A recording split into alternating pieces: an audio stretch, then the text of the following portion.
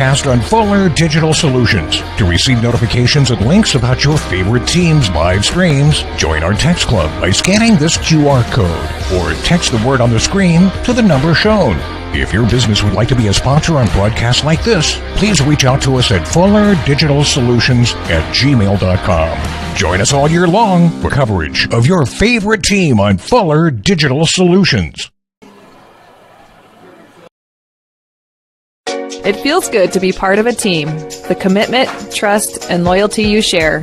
One thing all teams have in common, a team logo. So when you want to show off your team spirit, ask 360 Custom Designs to join your team. Embroidery, decorated apparel, and promotional products to show pride for your favorite sports team and your company team. 360 Custom Designs in downtown Cherokee and online at 360customdesigns.com.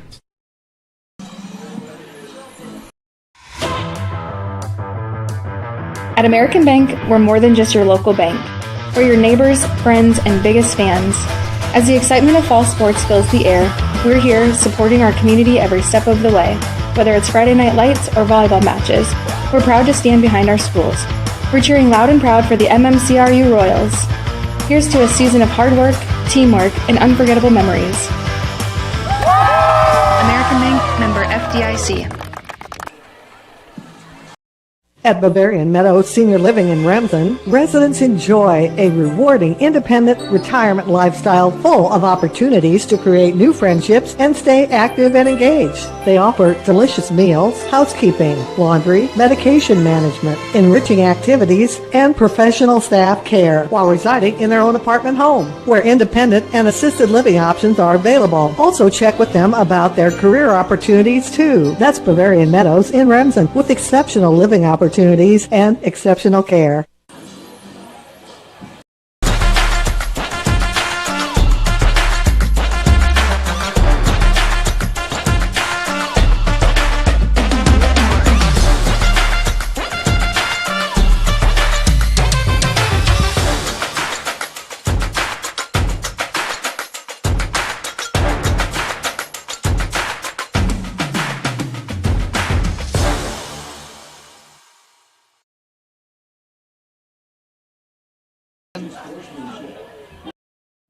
You will like it here. Beautiful Cherokee County, Iowa, nestled in the Little Sioux River Valley in the heart of Northwest Iowa. People care and support each other and work together to help our communities. Business, industrial, medical, educational, and agricultural opportunities thrive. Each season offers recreational activities, historical events, and cultural entertainment, making living here enjoyable. Come stay or play. Go to www.cherokeeia.com now. Farmers State Bank of Marcus, a real community bank, locally owned, and their purpose is still to service the people of Marcus, their neighbors, and the farm community for all their financial needs. Visit fsbmarcus.com for more information. With years of banking experience, along with care and attention, it's Farmers State Bank's purpose to serve the people of Marcus. Farmers State Bank welcomes you, a real community bank. Member FDIC. Family has been providing trusted funerals since 1943, when Joseph and Adele Fish bought Remsen's only funeral home. Beginning in 1976, Joe's son Joel and his wife Jean continued the tradition of being a family-owned and operated business. In 2009, David and Elizabeth Fish carried the family tradition into the future and now offer monuments. The Fish family is honored to assist you in your time of need, offering care and compassion. Fish Funeral Home and Monuments in Remsen, our family serving your family since 1943. Floyd Valley Healthcare, we keep you moving and feeling your best. Our providers work together to help overcome mobility issues, manage pain, and live your best life. An expanded physical therapy department and the area's top orthopedic surgeons on site mean the care that you need is in one convenient location. Whether you're recovering from an injury, managing a chronic condition, or looking to improve your mobility, Floyd Valley Healthcare can help you get back to doing the things that you love. Stay active, stay moving, make your appointment today. Gangler Feed Service in Remsen is your complete farm store. We feed all farm species, and we're a Hubbard, Kent, and Big Game dealer. Whether it's sprayers, grain banking, corn drying, or feeding your animals, we're your complete farm store, and service is our business. Gangler Feed Service in Remsen. Call them at 786-2234 or stop in and see them. Service is our business at Gangler Feed Store, Remsen. A big round of applause.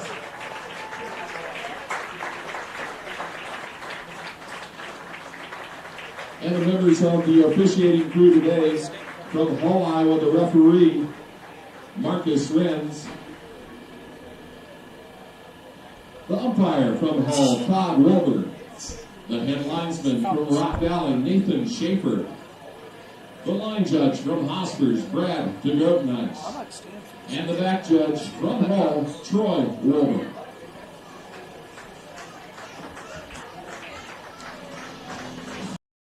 Introducing the robust workhorse from Holstein Manufacturing, the HFAB Ultra Tilt Bed Trailer. Whether you are hauling heavy equipment or delivering precious cargo, our tilt bed trailers, ranging from 20 to 28 feet in length, are engineered with strength and designed to handle it with ease. Forget the hassles of ramps. They're built to tilt. Tilt bed trailers at Holstein Manufacturing. Holstein Manufacturing. And online at holsteinmfg.com. Deep shot opportunities the way Sibley did. Meet Jordan Marks. From his butcher block to your table, Jordan's Meat Market in Marcus is a cut above for custom meat processing and retail meats. Following in his great-grandfather's footsteps, Jordan built the market from the ground up, processing beef, hogs, sheep, and deer. They're open Monday through Saturday. Stop in and follow them on Facebook for specials at Jordan's Meat Market in Marcus. Mike's Construction of Marcus is a second-generation general contractor who is a proud supporter of MMCRU, Royal Athletics, and academics. Mike's Construction can help build your dream home from the groundwork, starting with the foundation, to the detailed finish work on the inside. Take a minute to like Mike's Construction on Facebook and see some of the awesome work they have done, and keep them in mind for your next in-house project. Mike's Construction of Marcus. Go Royals! Welcome to Week 6 of the Iowa High School football season. We are live in Marcus for the second week in a row as the MMCRU Royals hosting Homecoming 2024 against the Akron-Westfield Westerners. I'm Tim Holmes alongside Michael Rupp and Adam Morris tonight here on Fuller Digital Solutions, and this is the Farmer State Bank pregame show. The Royals come in on a 3-game winning streak, 3-2 overall, 3-1 in district play. More importantly, the Royals coming off a dramatic win last Friday night here, a 24-19 victory over Sibley Ocheyedan. The hero in that one, sophomore quarterback Eli Harpenaugh, rushed 27 yards to pay dirt with just 45 seconds to go to give the Royals a 5-point victory. It was Bryson Mulder leading the way offensively for the Royals in that one. He had 103 yards on the ground with a couple of touchdowns. The senior wide receiver, Jace Cowling, had 6 catches for 111 yards on the night. Those two are going to lead the Royals offense. I should say those three. The sophomore quarterback, Harpenaugh, has passed for over 500 yards on the season with a 66% completion percentage. Bryson Mulder, 400 yards rushing on the year with 7 touchdowns. And Jace Cowling, along with senior classmate Michael Peterson, leading the way through the air. Cowling, 14 receptions for 207 yards on the season. Peterson, 16 catches, 250 receiving yards on the year. Each of those seniors with a touchdown. The Westerners come in at 0-5 overall, 0-3 in district play. Akron-Westfield coming off a 49-20 loss against Galen Catholic at home last Friday night. It was quarterback Tatum Wilkin. It was 11-27 on the evening for 121 yards and a touchdown. He also rushed for 123 yards on 24 attempts. Wilkin is going to lead this Westerner offense both through the air and on the ground, and he has a trio of wide receivers that are threats with seniors Brock Hansen and Hayden Wahlberg and junior Regan McKee. And as I mentioned, I have Michael Rupp alongside me tonight. was about to say Michael Peterson. That must be Not quite. Yeah, I'm not that fast. Michael's on the field, obviously, but Michael Rupp joining us tonight for the first time this year. It's great to have another voice in the booth, Michael, and doing your first game and watching the Royals here throughout the season. Go ahead and give us some of your takes tonight for MMCRU in this homecoming tilt with the Westerners. Yeah, Tim, great to be back. Happy to be back in Marcus, paying a little visit, seeing some friends and family, and just looking at the Royals' offense so far. Last week was a pretty solid performance, but I'm more happy with the two performances the week prior with that win over HMS, that win over South O'Brien. Offense was cooking there, and I hope we can get back to that today. I think the Royals early need to establish a ground game with Brace and Mulder, and hopefully try and rest up and heal up in some of these injuries that we've had, specifically looking at John Schmelin. He's back today. But I'm looking to get Brace and Mulder involved early, and a little I formation look would really is really what I think the Royals would need to do to get started. For Akron-Westfield, it's take advantage of some chunk plays. Marcus allowed way too many chunk plays late in the game against Sibley Ocheyedan last week. If we can limit those, we'll be in good shape. If you're Akron-Westfield, wrap up defensively. Galen ran through way too many arm tackles last week. The Royals can take advantage of that with Brace and Mulder and some hard running. That's my thoughts, Tim. Thank you for that, Michael. And as you mentioned, the Akron-Westfield defense struggled on the ground game defensively. The Royals defense struggled in the secondary in the second half in that victory over Sibley Ocheyedan. Something's got to give tonight. We are just minutes away from the opening kick here. The fireworks off in the stadium here at Harold Wood Field. We're going to have the national anthem and starting lineups coming up after this on Fuller Digital Solutions. Hungry and on the go? Stop by Mrs. B's in Remsen. Locally owned and operated for over 25 years, Mrs. B's has you covered. Coffee, shakes, hundreds of drink options, milk, eggs, and more. Want something hot? Try one of Mrs. B's famous made-from-scratch pizzas, or order one of Mrs. B's many appetizer and sandwich options. Don't forget about the chicken, fish, and pork chop dinners. Mrs. B's is a proud supporter of both MMCRU and Remsen St. Mary's schools. Stop by Mrs. B's today. I chose NCC because their electrical program is absolutely incredible. Semester to semester, I never had to worry about if I was in the right classes or if I was on the right track, because they make sure you are set on the right track. All you have to do is try. The heavy equipment program at NCC is the only heavy equipment program in the state of Iowa that actually teaches kids how to run large industrial equipment and get them out on the job site. We'd really like you to come take a visit. It'd be nice to meet you.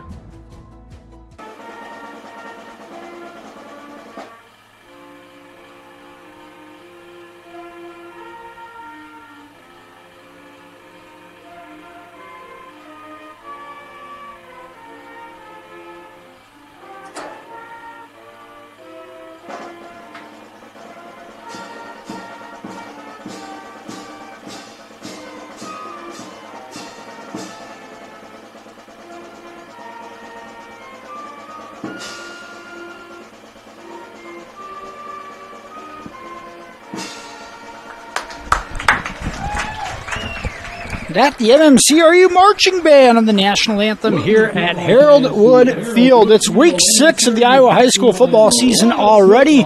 Tim Holmes alongside Michael Rupp and Adam Morris here on this beautiful Friday night in October here in Marcus.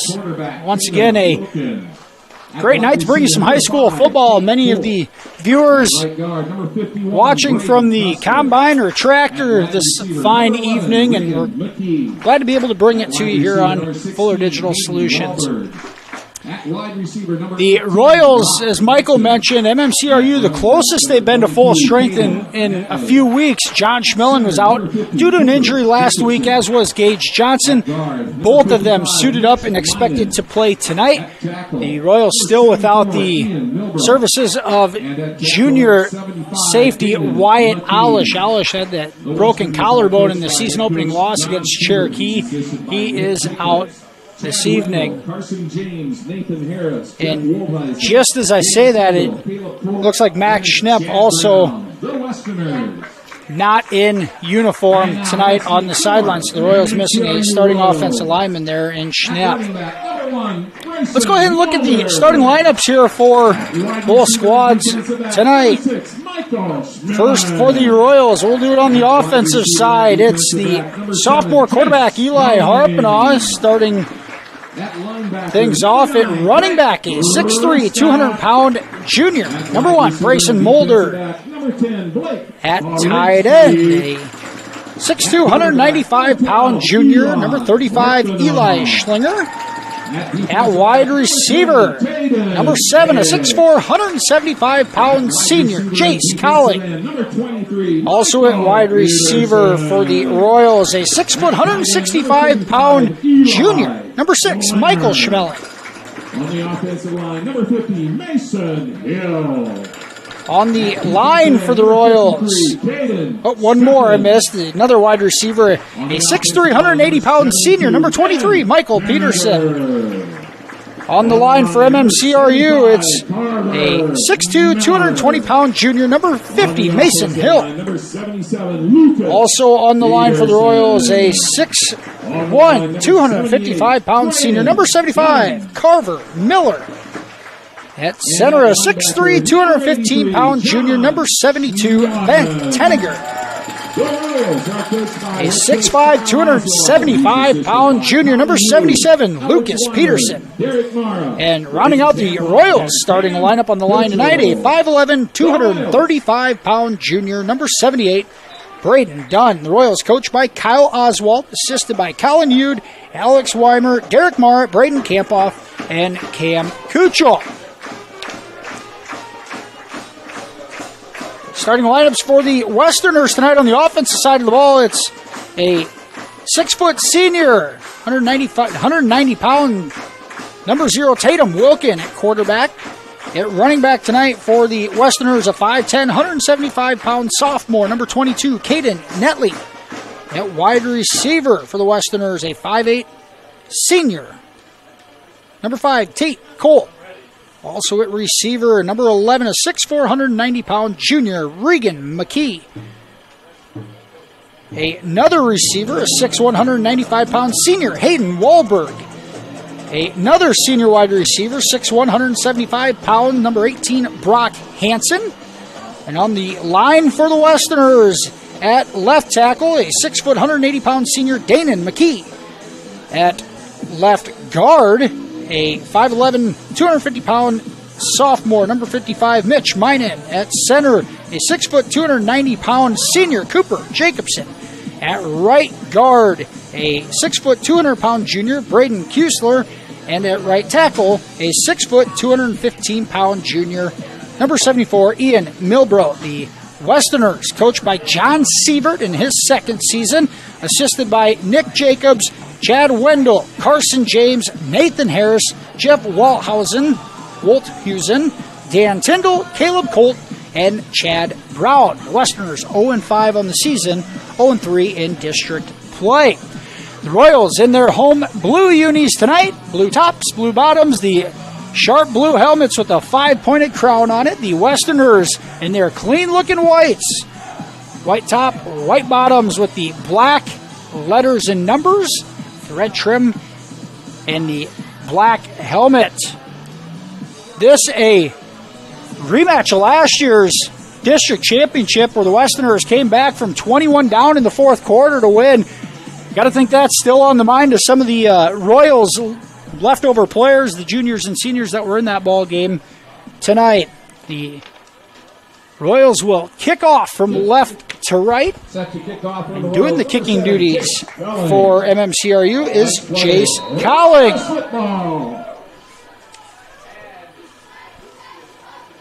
This one kicked to the 23-yard line and taken by one of the up men. And will be tripped up at about the 34-yard line. Pretty good field possession for the Westerners. It's Brock Hansen on the return.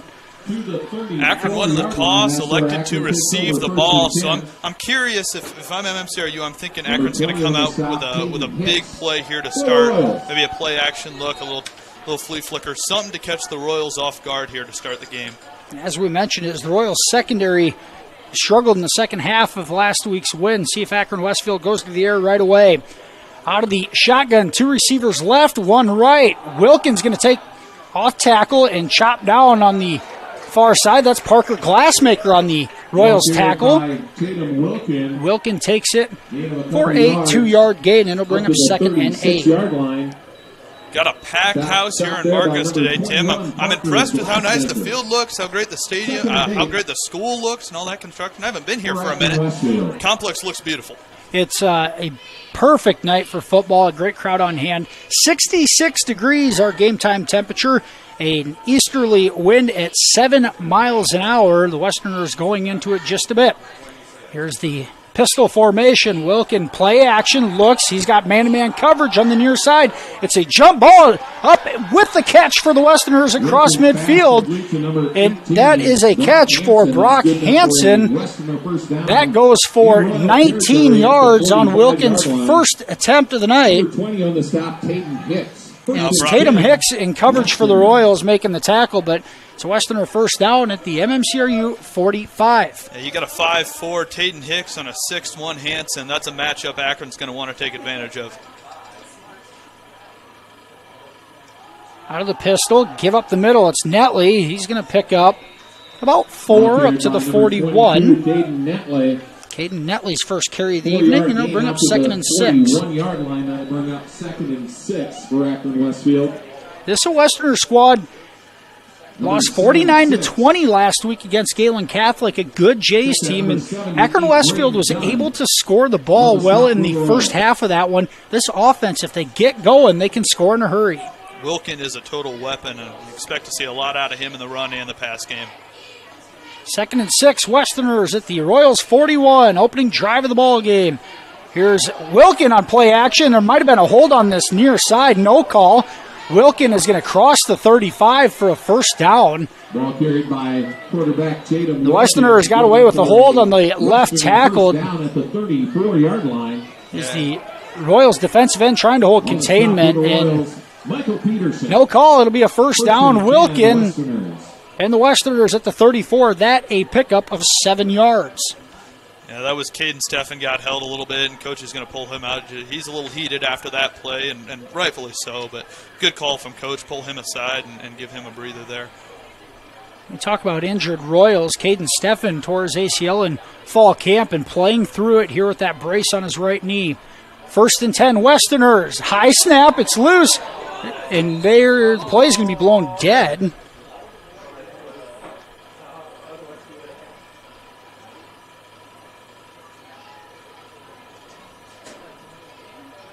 It's going to be a false start penalty or an illegal snap. A 5-yard penalty will bring it back to the 39. 2.5 minutes into this one. The Westerners on the first drive of the night for either squad. It was a 19-yard passing catch to Brock Hansen that has been the big play of this drive so far. 1st and 15. Here's an end around. Cutting it up, making the first man miss, and down to the 30-yard line, a gain of 10. Making a gain of 9. And it was Caleb Johnson on the carry. A lot of pre-snap movement and motions to start this off for Akron, really keeping the Royals defense guessing. Brings up 2nd and 6 at the 30, a 9-yard gain for Johnson on that carry. Doesn't get the ball often, but out of the slot. Good gain around the right end. Akron's kind of looking like one of these college football read option, veer option type of look offenses to this point, and so far they're marching with it. On the near side, you got Hansen on a one-on-one with Hicks. Looking right. Now rolling is Wilkin. Telling the receiver to go deep. He throws it deep, and it's incomplete. Pass intended on the far side for number 11, Regan McKee. Got behind the defender, but Wilkin didn't put any air under it, and it led to a pass breakup on that far side by the Royals. Blake Berinsky. It's good coverage from Berinsky and a good pressure from Brayson Boulder in there, that edge, forcing the quarterback out of the pocket, making him run. 3rd and 6 coming up for the Westerners.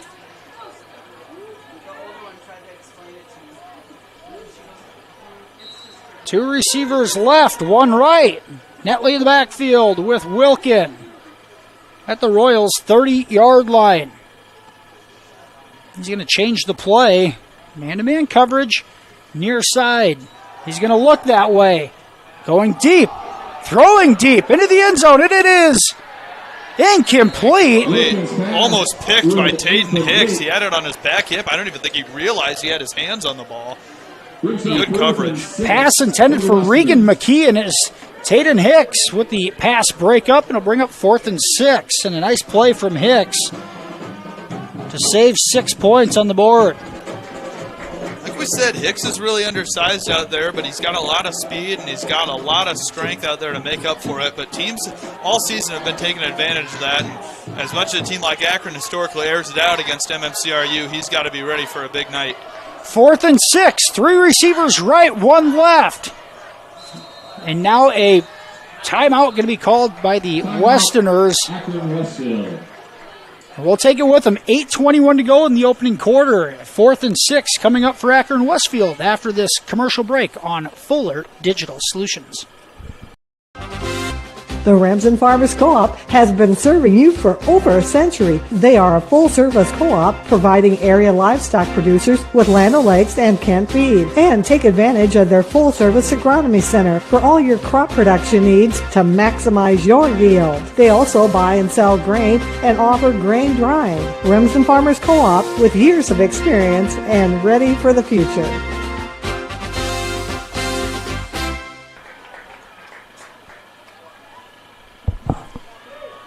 Back here in Marcus, opening drive of the night. The Akron-Westfield Westerners started back on their 34-yard line. Now a 4th and 6 at the MMCRU 30. 8:21 to go in the opening quarter. Out of the timeout, the Westerners have 3 receivers right, 1 left. Same formation. Looking to pass. Wilkin under pressure. He's flush. Now it throws in the middle of the field. Incomplete. Just out of the outstretched arms of Regan McKee, and MMCRU comes up with a defensive stop. Carver Miller in the backfield there, wreaking some havoc along with Caden Steffen. Steffen looks like he's giving his guy a fit here early. I'm excited to see what he can do, and I'm excited to see what this Royals offense can do. A 4-man rush forces Wilkin off his spot in the errant throw, and now MMCRU will take over 1st and 10 at their own 30.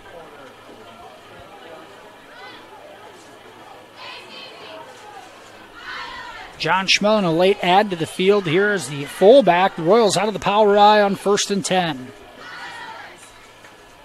Counter to Mulder. And coming up to make the tackle for the Westerners 4-yard gain is number 0, Tatum Wilkin. A gain of 4 for Mulder on his first carry of the night. It'll bring up 2nd and 6. That's a call I love to start the game. Coach Uden, Coach Oswald. You got to run the football, but you got to run it in a unique way. And if they're going to have a great night with Mulder, they got to have a lot of counters, a lot of misdirection type of running game. Under center again here on 2nd and 6 at the 34. Flea flicker. Here's Harpnaugh. Looks deep. Throws left side, and it is incomplete. Pass is intended for Cowling. It was a bit underthrown and almost intercepted there by Caleb Johnson. Came out of nowhere in that safety spot, but there is a flag down at the Westerners' 46-yard line. Harpnaugh didn't see him, but he had number 6, Michael Schmellen, open on the left side of the field with nobody within 10 yards of him. Fortunate they get the penalty call there, but kind of a dangerous throw there this early in the drive.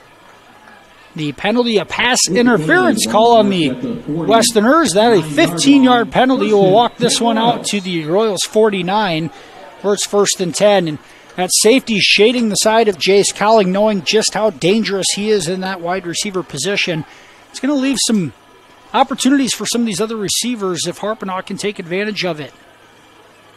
Out of the power right to Mulder. Mulder across the 45, still on his feet across the 40, and he'll take it down to the 30 in a mark it to the 31. Mulder 20 yards on that run, and it'll be a 1st down Royals in Westerners territory. Great run from Mulder, a great push from the line, and especially from that fullback John Schmellen, Great push. The line was 7 to 10 yards downfield.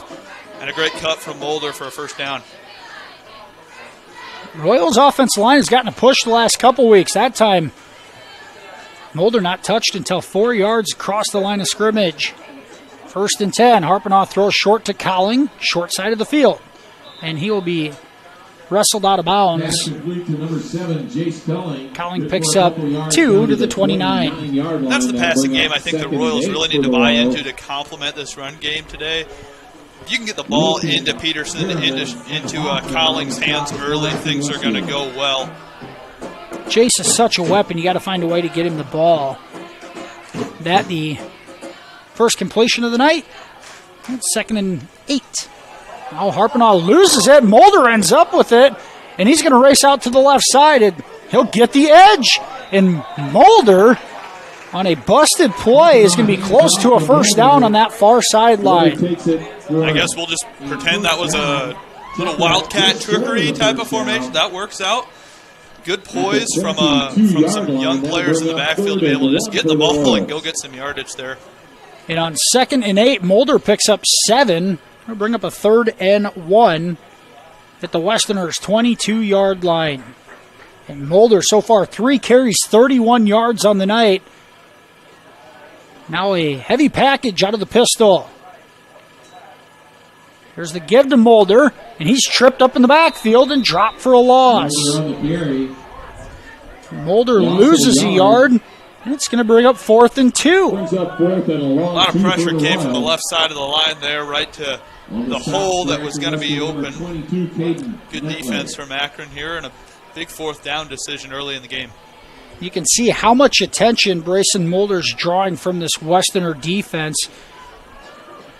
Got to continue to use play action to keep him honest. 4th and 2 at the Westerners' 23. Harpenoff play action, rolls right, throws to the end zone. Incomplete, just out of the hands of the intended receiver. It is Blake Berinsky who could not bring it in. And the Royals will turn it over on downs. Both defenses come up with a stop with their backs against the wall in the opening drive. That one thrown out in a pretty good spot. Berinsky has it go through his hands. It's one you got to come up with. And it'll be 1st and 10 Westerners at their own 23-yard line.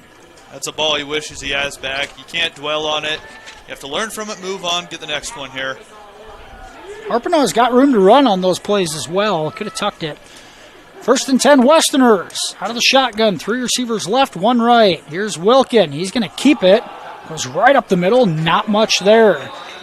Full head of steam from Wilkin, and he runs into a wall of Royals defenders, led by Carver Miller in there at that nose tackle spot. A 2-yard gain for Wilkin on that keeper. Good luck finding out who made the tackle there. The Royals pinched down in the interior D-line. Kept it to a short gain at 2nd and 8 at the 25. 5:50 to go, first quarter. Wilkin pumps. Now he's pressured from behind and down. He's sacked from the backside. Michael Peterson gets home, and a big loss. A guy like Michael Peterson, that much speed on the defensive end, he just blows right by the left tackle. A nice arm move and a good sack, and a big long 3rd down here for Akron. That a loss of 10 yards back to the 15-yard line, and it'll bring up 3rd and 18. A big play from the Royals defense. And now in a situation where it had some hiccups last week in 3rd and longs defensively, they're going to play press coverage on the far sideline. Here's Wilkin. He wants to step up, throw short. It's caught. And John Schmelling right there for the tackle. It was number 16, Hayden Wahlberg, on his first catch of the evening, but enough for about 8. And it'll bring up 4th and 10. That was great coverage by John Schmelling, just such a smart football player in there in that linebacker spot. Set in, found the check down man, and made a nice tackle, 4th down. Westerners punt it away. A short punt. It's going to take a bounce. He'll be picked up by Cowling. Cowling up the far sideline, and he's swung out of bounds inside the Westerners. 40-yard line. Mark it, looks like at the 36. Make it the 35. And MMCRU, great field position at the Akron-Westfield 35 with 4:21 to go here in the first quarter. Following along to some other Fuller Digital games, Tim. Gayland hosting Sibley Ochin today in a big District A conference, Conference A1 game. And Gayland leads that one 7-6 right now. A couple of good ball clubs in the district. Here's the Royals out of the power eye. Harpnaugh gives it right up the middle. And it's Grant Prescott on the carry. We've seen Prescott get some tough yards last week. Rarely getting carries, but here he does on first down in a 4-yard gain for Prescott. Brings up 2nd and 6. Different type of runner Prescott is compared to Mulder. A little bit smaller in there, that fullback position. Gets the ball and kind of just gets lost inside the offensive line. One of those things, too, where Prescott gets it, you still have to carry out the fakes because Mulder's drawing so much attention. 2nd and 6. Here's Mulder on the counter. He's got room off the right side. He's inside the 25, makes a cut. Still on his feet, and finally brought down at the 14-yard line. Mulder with a gain of 18, and the Royals in business at the Westerners' 14-yard line. It's great work by Mulder, and great work by Berensky and Colling out there, drawing their defenders out, downfield blocking, able to pick up some bonus yardage on the end of that one. Could have drove a truck through that hole on the right side of the Royals line. 1st and 10 at the 14. Harpnaugh right ahead to Mulder. Spin move by Brayson. He's inside the 10, down to the 5. And he is just shy of the first down. It'll be 2nd and 1 at the 5-yard line, but you don't see Mulder with the spin move often, and he did it there and looked good doing it. And it took about 5 people with him down to the 5-yard line there. That's the power running I was talking about pregame, Tim, and I'm excited to see him stick it to it. You've seen it on multiple occasions. It's taken multiple Westerner defenders to bring Mulder down. Here's Gage Johnson, the deep back, on 2nd and 1. Royals on a hard count. Johnson on a pitch. He's trying to get outside. Now he cuts, and he stood up for a loss. The Royals trying to go with some speed to the outside on 2nd and 1. That one comes back to bite them with a nice play defensively by the Westerners. They contain that well. Johnson loses. Johnson lost about 3 yards. It's going to bring up 3rd and 4. No, we complain about the play call because it didn't work, but I like the trend breaker there to try and get a guy with a lot of speed on the outside of the field. Johnson, definitely a playmaker. He's going to have his opportunities on 3rd and 4. Here's a stoppage in play, and now a delay of game called on MMCRU. And what was a 2nd and 1 at the 5-yard line is going to turn into a 3rd and 9. All the way back to the 13. Make it the 12. 3rd and 9 for MMCRU. These are some of the mistakes that MMCRU had last week as well, and they've even had them in the South O'Brien ball game. Really, the HMS game was played very cleanly as far as turnovers and penalties. But MMCRU, the last couple weeks, trying to polish up this offense. And now the play clock down to 8 as they hustle to the line. There's Harpnaugh, man in motion. It's Mulder. Harpnaugh looks, throws to the end zone, incomplete, out of the hand, out of the reach of Eli Schlinger. Brings up 4th and 9 for the Royals. And Alex Baker for Akron coming off the edge, untouched there, coming from the left side. I don't know, just a missed assignment there or what, but a lot of pressure in Harpnaugh's face there to try and make that throw. And even in that situation, it's really a all-or-nothing play or feast or famine going to the end zone. If you can at least get half of it to make it 4th and manageable, and you know you're going for it, you got to try to pick up something there. It's 4th and 9 at the 12. Harpenaugh takes the low throw, rolls out right. He wants to run, sets up his blockers. He's got a man, throws late, caught, touchdown, MMCRU. It's a touchdown, Royals. Eli Harpenaugh from 12 yards out to Michael Peterson, and the Royals are on the board. What you see there is a lot of respect from the Akron offense on the running ability of Harpenaugh. We saw it last week where Sibley didn't quite respect him enough in the fourth quarter, and he scored that late game-winning touchdown. Right there, Akron was ready for it, but forgot about Peterson right there wide open on the goal line. And on for the extra point attempt for MMCRU is Luke Kintai. Cam Bork, the holder. The extra point is up in the air and short. No good, and it'll be 6-0 Royals with 64 seconds to go here in the opening quarter. We'll be back with more football action here on Fuller Digital Solutions right after this. Schmelling Construction is a general excavating company that specializes in farm drainage, terraces, waterways, demolition, and concrete asphalt recycling. They are a proud supporter of the local school district and community. Schmelling Construction is a family-owned business that has been going strong since 1977. Visit them online at schmellingconstruction.com and be sure to like them on Facebook. MMCRU in front 6-0. A minute 04 to go, first quarter on a Eli Harpenaugh 12-yard touchdown pass to Michael Peterson. Peterson's second touchdown of the season. Here's the kick, not handled well by the Westerners, and the Royals are going to wrap him up and take him down back inside the 20-yard line. The Westerners will start at the 18-yard line. Caleb Johnson for Akron on the return, just kind of bobbled it from the start, and Dreckman wrapped him up right away. Tough starting field position for Akron, Tim. Brandon Dreckman's done a nice job for the Royals on special teams this year. He got a little more playing time at linebacker in last week's win with John Schmelling out. Dreckman does a nice job and comes up with the tackle there. Here are the Westerners with it, 1st and 10 at their own 18. There's a pitch play. And coming in to make a big hit for the Royals, and that was John Schmelling. Look out. That's number 83, John Big Schmelling, hit from John. in the backfield.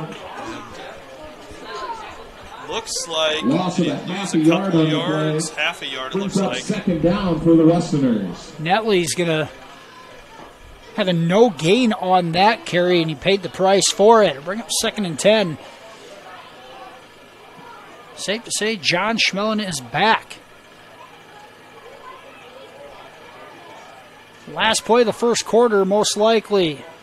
Down to 5 on the game clock. There's Wilkin, keeps it up the middle, has a little space. He crosses the 20. He'll be taken down at the 23-yard line. Give him 5, and it'll bring up 3rd and 5 as we move ahead to the second quarter. After 1, MMCRU in front, 6-0. We'll be back right after this here on Fuller Digital Solutions. You're going to love the view of a Screen Builder's designed outdoor leisure living space. Whether an all-season room, 3-season room, deck, or patio, Screen Builders offers easy installation and a reliable warranty. From construction of new spaces to providing shade to existing spaces or adding Easy Breeze panels to your screen room, start your project at screenbuilders.com and enjoy the views you've been missing. Call Screen Builders, you're gonna love the view.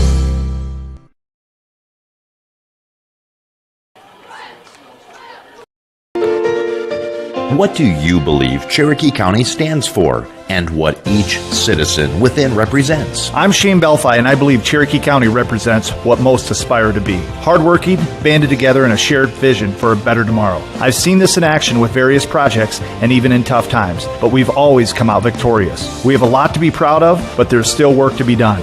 I'm ready to roll up my sleeves. Please vote for me as your next Cherokee County Supervisor. Paid for by friends of Shane Belfi. Back here for the start of the second quarter. Akron-Westfield has it 3rd and 5 at their own 23 yard line.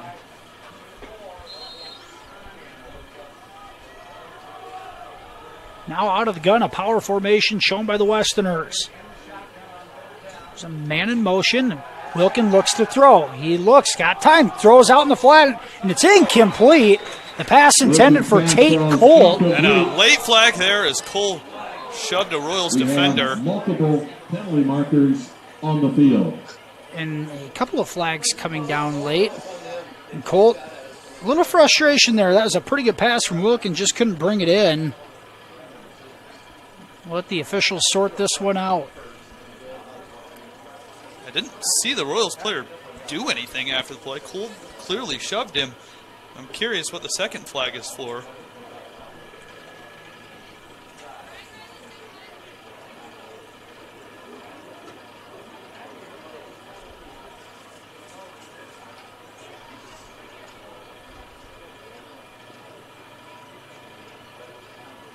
And here's the call. Personal foul indicated against the Royals, and also unsportsmanlike conduct indicated against Akron-Westfield. So they're going to call a personal foul on MMCRU and a dead ball. Unsportsmanlike conduct penalty, they're going to say it was offsetting. It must have been both after the play, so it's going to stay as a result 4th and 5. The way they gave that there, it might have given the Westerners a first down because of the penalty. Now this punt off the side of the foot. Coming over to make the catch is Johnson across the 40, and he'll be pushed out of bounds. In Westerner territory yet again. And this one will be spotted at the Westerners' 35-yard line. And once again, great field possession for the MMCRU offense. You know, Tim, I don't have an exact stat on this, but I don't think there's ever been an MMCRU Akron-Westfield football game where a personal foul penalty hasn't been called. I'd like to end that tradition, hopefully next year, but it continues for 2024. This one's been fairly clean so far up until then. Now the Royals will have it 1st and 10 at the Westerner 35. Here's the give on first down to Mulder. Gets the edge to pick up a couple of yards, and that's it. Gain of a couple of yards out. Good containment on the near side for the Westerners. It looked like Hayden Wahlberg was there to escort him out of bounds. 2nd and 8 for the Royals. 2nd and 8 coming at the 33-yard line. Just into the second quarter here, first minute of the second quarter. The Royals in front 6-0 and looking for more. There's Harpin out of the pistol formation, and the hard count is going to get the Westerners to jump into the neutral zone. Good call from the quarterback in there. Good time in the game here. They haven't thrown the hard count out there yet. And now what that forces Akron to do is think about that for the rest of the game. If they don't think about it, we're going to see a lot more penalties. If they do think about it, they're going to be a little bit slower off the ball, give your offensive line a little more advantage. And trust me, this offensive line is looking good already. That's a great call from Harpin. Penalty brings up 2nd and 3 at the 28. Harpin looks, short throw. It's caught by Peterson, and he falls to the ground. A short gain. Peterson. Maybe a yard is all. Just down to the 27-yard line, brings up 3rd and 2. Didn't see what happened there. Peterson lost his footing, but he had a little space to work with, and Peterson, it's pretty tough to bring down in the open field. An opportunity lost there, and it'll bring up a 3rd and 2 at the 27.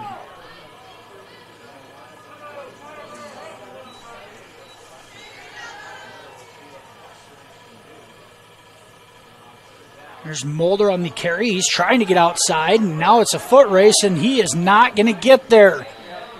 And MMCRU continues to try running outside on 3rd and short yardage downs, and Akron-Westfield, a great job of containment yet again. Having success between the tackles, you have to stay there. And the 4th and 2 turns into a 4th and 3 after a yard loss. Yeah, I agree with you, Tim. With those counter plays early in the game were all inside the tackles, basically inside the guards. So I'd like to see that straightforward running attack on 3rd down going forward. And this Westerners defense doing a nice job against the run. They had struggles last week against Cale Pearson of Galen Catholic, but holding their own now. It's 4th and 3 at the 28. They're showing a big blitz here, Tim.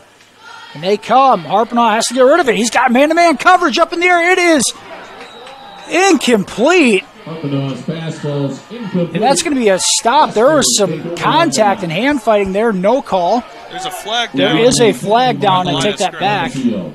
That right at the line of scrimmage, and it appears to be on MMCRU. A lot of contact on that far sideline. Peterson couldn't come away with it. I didn't see who was in coverage for the Westerners. Nice play made by them. The penalty is declined, and it'll be 1st and 10 Akron-Westfield at the 27, mark at the 27-yard line. I believe that was an illegal man downfield call there that Akron chooses to decline. Turnover on downs. Royals haven't been good on 4th down or 3rd down so far. That's got to get better, especially as we get into the second half. 10:07 to go here in the first half. 6-0 ball game. Akron-Westfield out of the shotgun. A short throw to Wahlberg. He slips down and falls. I guess the turf monster is active tonight. Gage tripped up a little bit. Saw Michael Peterson trip up, and now Wahlberg trips up a little bit Loss there. on the play. Wahlberg falls down after a yard loss. Brings up 2nd and 11. So footing issues on both sides here for the receivers specifically, and it brings up 2nd and 11 back at the 26. Wilkins going to look over to the sideline and get the play call. Netley in the backfield with him. He looks to throw. Bubble screen. He's got room outside. Here's Wahlberg again. He's able to keep his footing this time. And a pickup of about 7. Really good blocking from Brock Henson there on the outside, setting up that bubble screen. Would have been stopped dead in his tracks, but a good block from Henson to get a nice 5-yard gain. Brings up 3rd and 5. 6-yard gain on the catch. Brings up 3rd and 5 for the Westerners at the 32. We talk about the size of the receiver having a height advantage. Also helps on the blocking on the edge as well, and you can see it there. Here's Wilkin. Keeps it.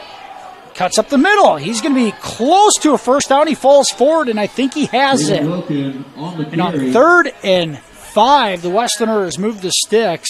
A 6-yard gain for Tatum Wilkin. Wilkin, 6 foot, 190 pounds, put his head down and just got those last 2 yards there. It's normally a hit you don't want your quarterback taking, but a big kid like Wilkin, who really the entire running game is based around. Nice play there. 1st and 10 Westerners at the 37.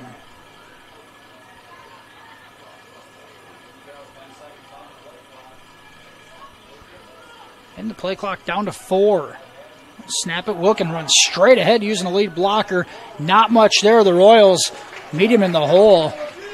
3 yards for Wilkin, and that's going to be it. That'll bring up 2nd and that was 7. Schmelin, and that was Carver Miller in there. Once again, we've said their names a lot early in this game.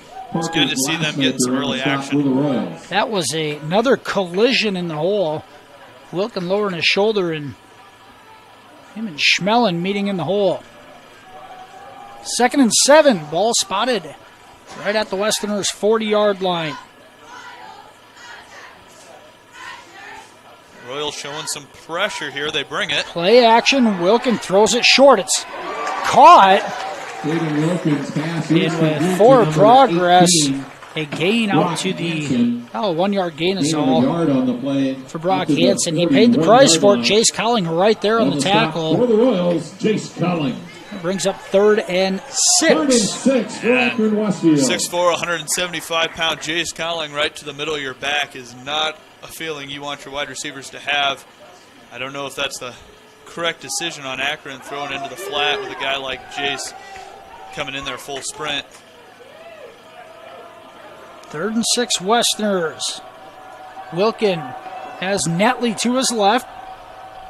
Looks to throw a deep drop. Now he rolls left. Throws deep. Throws very deep, and he's going to overthrow everybody. Wilkins' pass is incomplete. There's man-to-man coverage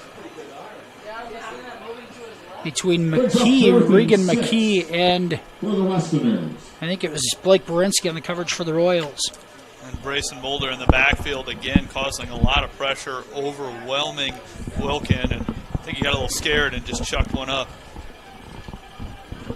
The MMCRU defense comes up with a stop, and 4th and 6. The Westerners are showing a punt formation at their own 41-yard line. Here's Cowling and Johnson back deep, and now Akron-Westfield is going to use a timeout to avoid a delay of game penalty, as one of the Westerners was slow getting onto the field.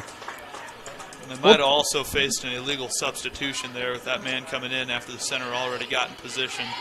We will take it with them here. 7:33 to go, first half. MMCRU a 6-0 lead. We'll be back here on Fuller Digital Solutions after this.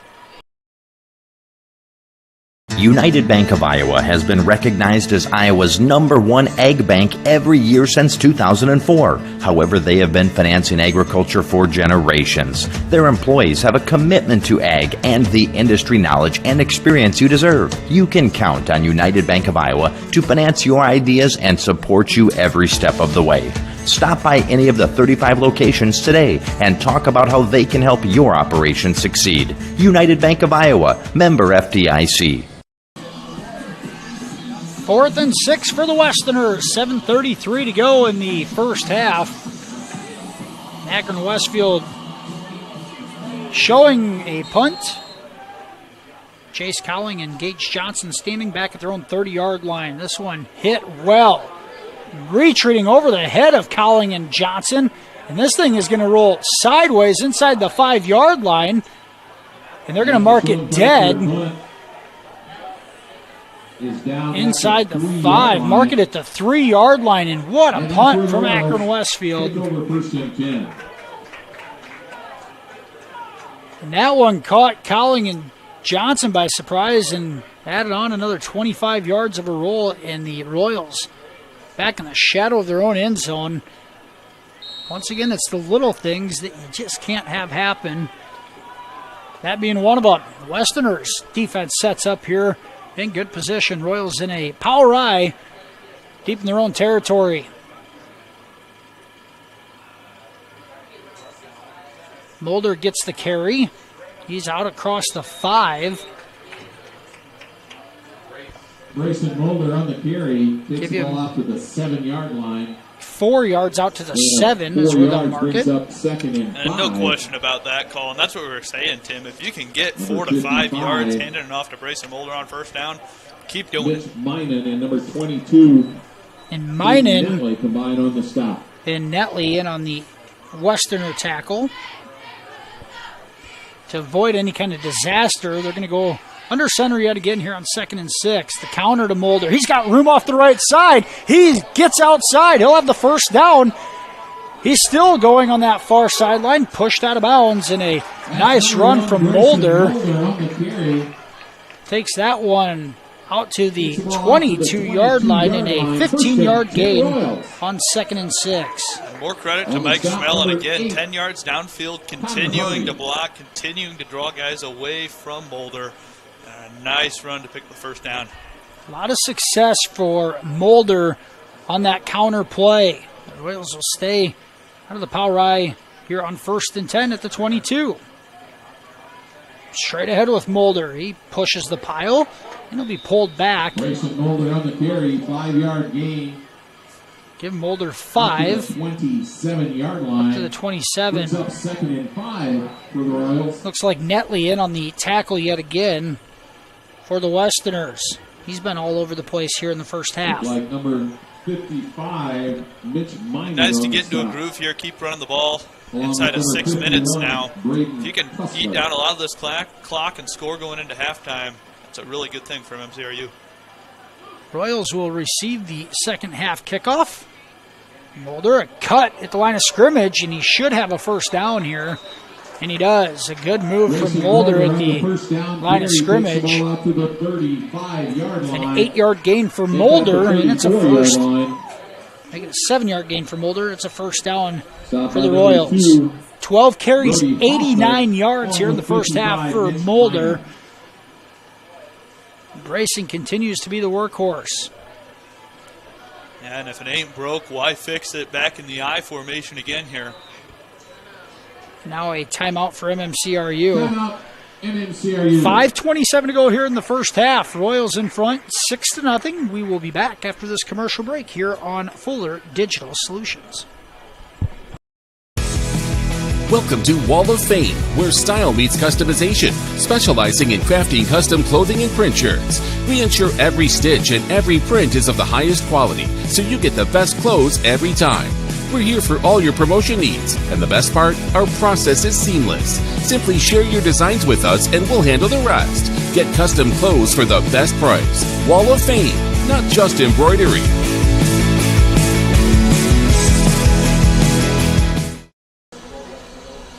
5:27 to go, first half. The MMCRU Royals in front, 6-0.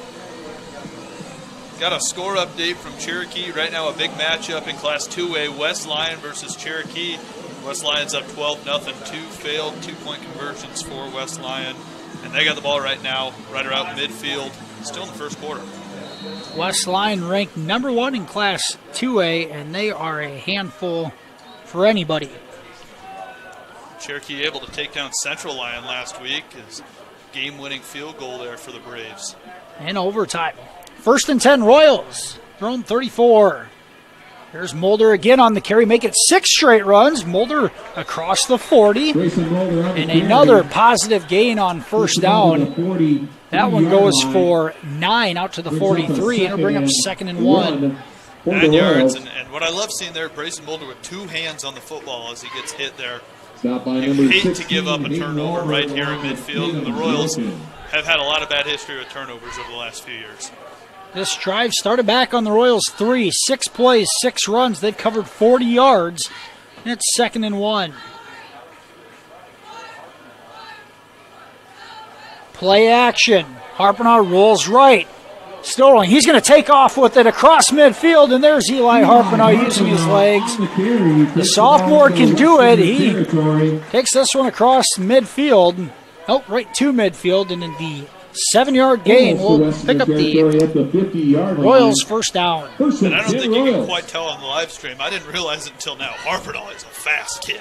That was some impressive running to get to the outside and get a first down. Once again, one of those plays, Harpenow able to keep it. He doesn't have to throw it. Use your legs is an advantage. Take some of that attention away from Mulder. Here's the give to Mulder right up the middle, and nowhere to go there. The Westerners stack him up, and a yard loss Grayson Mulder met at the line for of scrimmage. Grayson Mulder. Akron defensive line there just went low, cut down Carver Miller right in the knees. 1 yard loss. Just a tough situation there as Mulder ran right into him. Westerner interior defensive line, a great play defensively. Looked like number 22, Caden Netley in there. 24, Nathan Schoenfelter. And you got to do something if you're Akron to try and cause some disruption in the offensive line. So they're showing a lot of blitz and cutting down low like that. And now a flag coming in on a pre-snap penalty. And this one, a false start that's going to move it back 5 more yards. So MMCRU having a very difficult time sustaining drives here without making mistakes and unable to take advantage of a couple of really good field positions in this half. And now, when they had their backs against the wall, able to work it out to midfield, but have gone in reverse since. It'll bring up 2nd and 16 back at their own 44. Under 4 minutes to go here in the first half.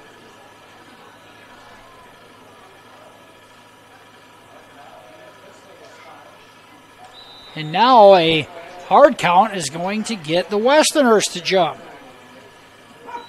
That's good just to get it back. Again, like we said earlier, they got to either respect that hard count and slow down the run from the defensive line, or we're going to see more penalties like that. And I hope the Royals don't forget to go into the hard count, which can be common when you have a young quarterback and they're calling things.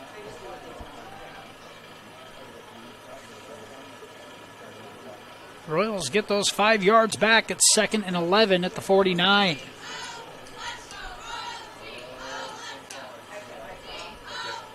Harpenow rolls out to his left. He's going to step up. Now he wants to run backside. Makes the first man miss. And he's just tripped up on the backside. A nice play from the Westerners, Tate Cole. That one saved a large gain. Harpenow picks up 5. It'll be 3rd and 6 at the Westerners' 46. Harpenow shook off a big hit from William Hartman, number 1 for Akron. Made sure to hold on to the ball and just got what he could.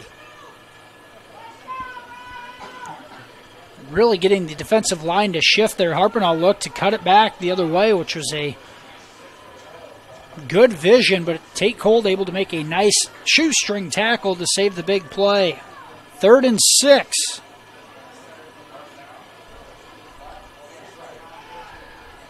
Harpenau throws it in the seam, and it's incomplete. Pass intended for Jace Cowling, and it was a pump and go, but Caleb Johnson in a safety position was right there over top to break up the pass. Coach Morrow wanted a flag for a little bit of defensive pass interference. Didn't come there. I was just impressed with Bryson Mulder picking up the blitz off the edge. Number 3, Alex Baker came trucking in there for Akron-Westfield. Good job from Mulder just to put a shoulder down, but now the Royals forced to punt. Not much for vertical passing for MMCRU as far as success. Might have to start looking to the flats and making a play.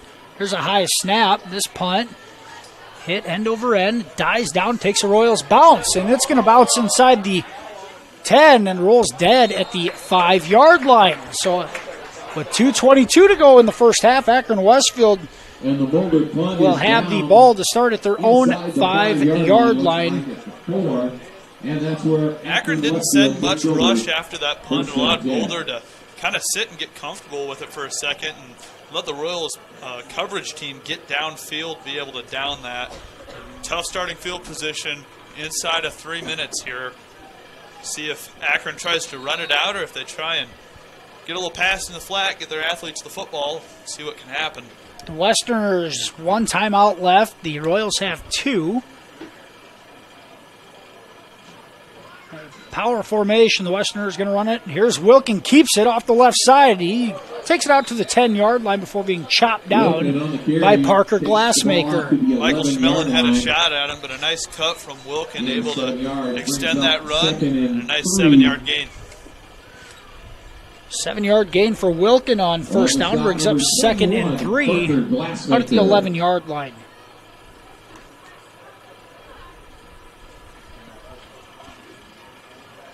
Here's Wilkin keeping it again. Goes to the middle, and he's going to be stacked up short. He picks up 2, and it'll bring up 3rd and 1 David Wilkin on the carry.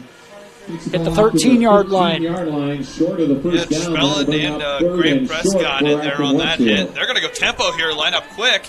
And the QB sneak. See where they mark it. He's close. He may be short. They had needed the 14-yard line. And see if the officials stop the clock here as it continues to run to 1:20. If you're MMCRU, here's a stoppage on the clock with 1:19 to go. And they are going to give him the first down, so Wilkin picks up the first down.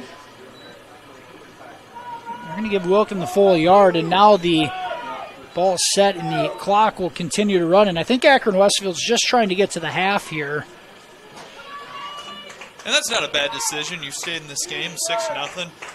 Just get to halftime and talk about what you saw. Don't make any crucial mistakes here. Give the Royals the football back. Here's the Great field position. The Royals, once again, have to give way. Here's a blitz to Wilkin. He throws it up, and it's going to be caught out at the 39-yard line, and the catch is made. Wilkin just threw it up, and the catch was made by Brock Hansen. He might have got away with a push-off there. Gage Johnson on the coverage. That a gain of 25. Now the Westerners can go with a little tempo, and now the Royals jump off sides. 54 seconds to go in the first half. The Westerners are 60 yards from the end zone. MMCRU should not be playing press coverage at all at this point, and it burned them last week. There's absolutely zero reason why to be doing that. And now an offsides penalty from a cornerback is going to make it 1st and 5 at the 44. And these are just mistakes you absolutely cannot make at this point in the season. 1st and 5 Westerners at the 44-yard line. 55 seconds to go in the first half. Schmelin on a blitz. Wilkins sidesteps him. A flag behind the play. And Wilkins going to be sacked. Wilkins taken down for I think they're going to get a holding call on Akron. Markers on the field. Wilkins sacked back to the 40-yard line, and the flag behind the play, usually in the vicinity of holding.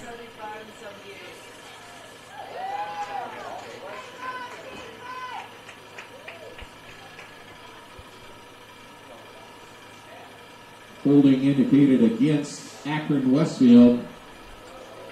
Penalty is going to be accepted. 29-yard line. The ball will be moved back to the 29-yard line to make it 1st and 20, with 45 seconds to go in this one. The Westerners just one timeout. The clock starts on the whistle. Got Chase Cowling playing center field. He's standing at midfield. Smart from Jace. He just has his corner drop deeper.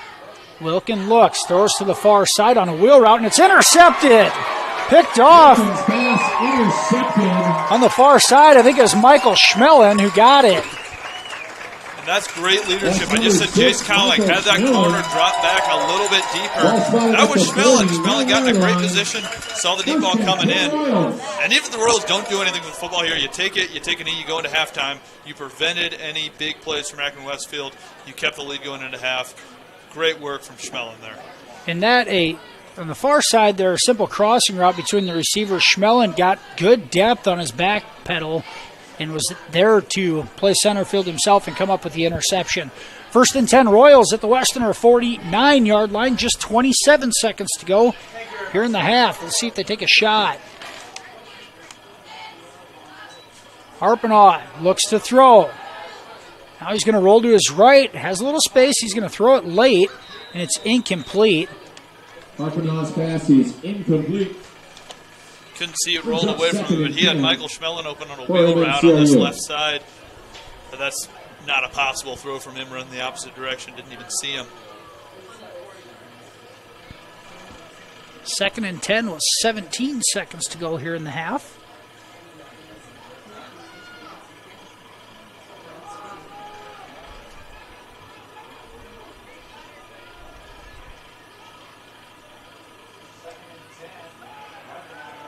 Royals looking for a screen. Harpenaugh gets rid of it at the last minute. Here's Cowling with the catch. He's going to be tackled at the line of scrimmage for no gain. To Jace Cowling.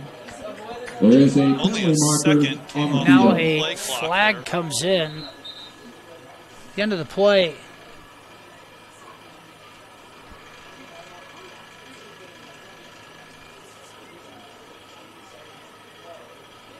That no gain on the Cowling reception. Timeout, MMCRU. Timeout for MMCRU as they pick up the flag.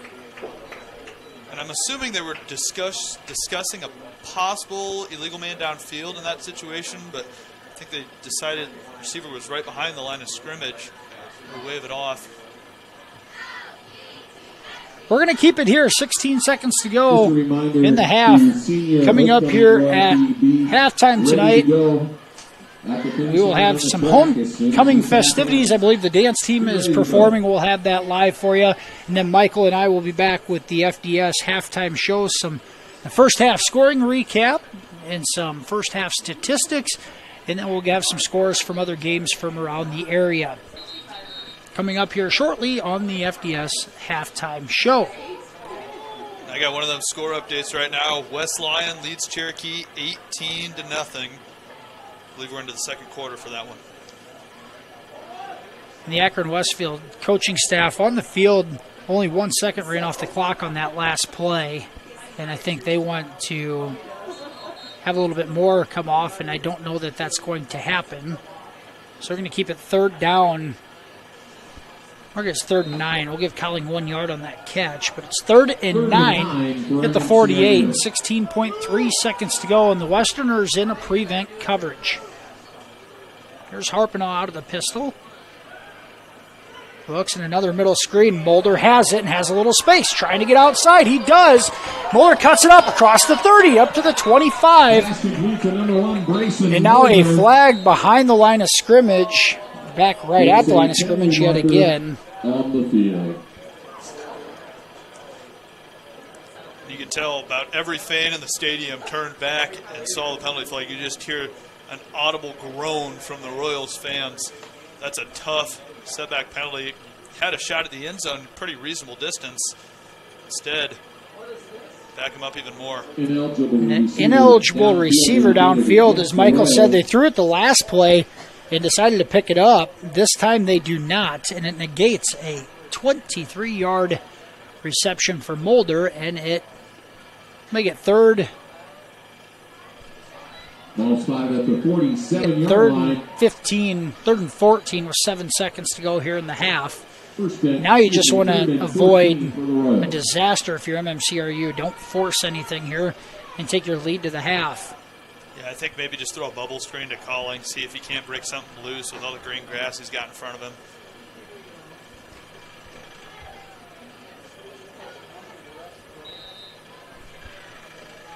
Seven seconds to go in the half. Here's Harpenaugh out of the shotgun.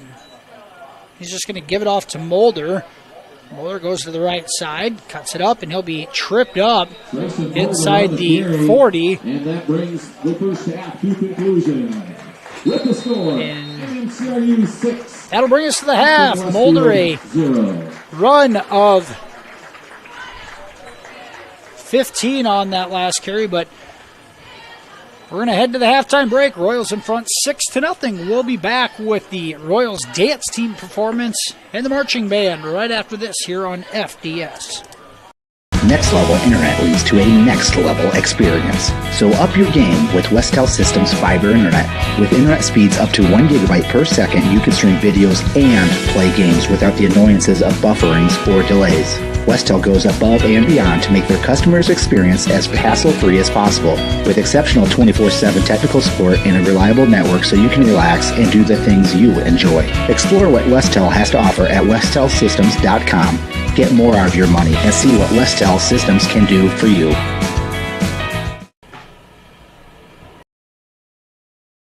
It feels good to be part of a team. The commitment, trust, and loyalty you share. One thing all teams have in common, a team logo. So when you want to show off your team spirit, ask 360 Custom Designs to join your team. Embroidery, decorated apparel, and promotional products to show pride for your favorite sports team and your company team. 360 Custom Designs in downtown Cherokee and online at 360customdesigns.com.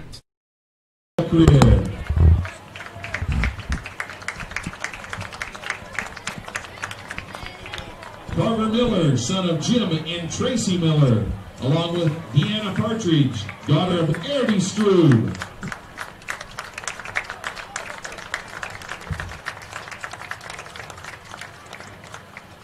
Max Pepper, son of Josh and Erica Pepper, along with Bree Richardson, daughter of Dustin and Mandy Richardson.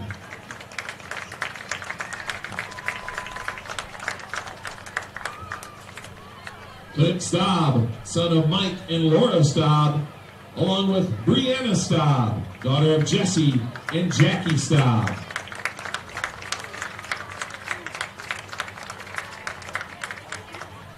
And then our 2024 MMCRU Homecoming King and Queen, King Jace Culling, son of Dustin and Crystal Culling, and Queen Kylie Harpenaugh, daughter of Eric Harpenaugh and Tara Harpenaugh.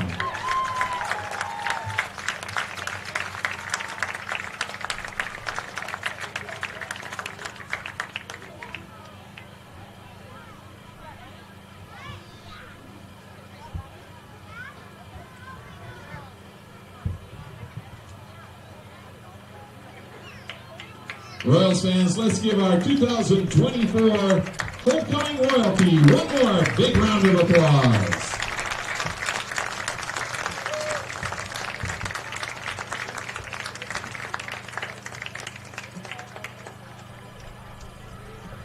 Thank you.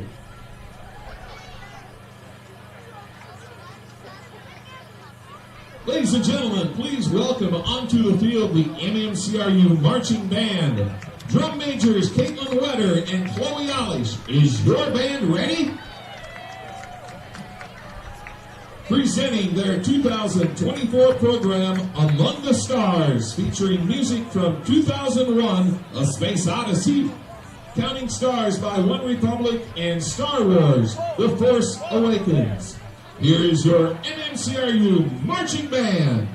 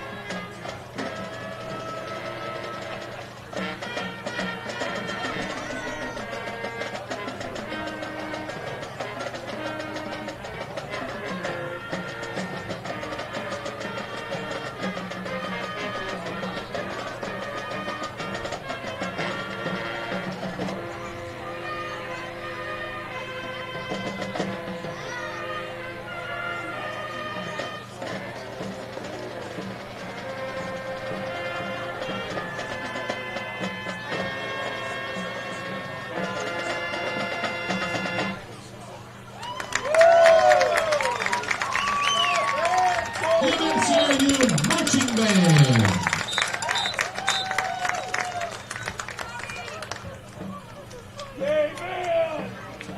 Each home game, the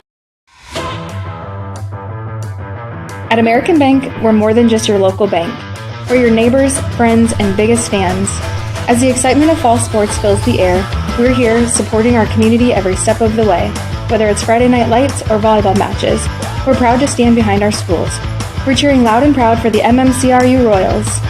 Here's to a season of hard work, teamwork, and unforgettable memories. American Bank, member FDIC.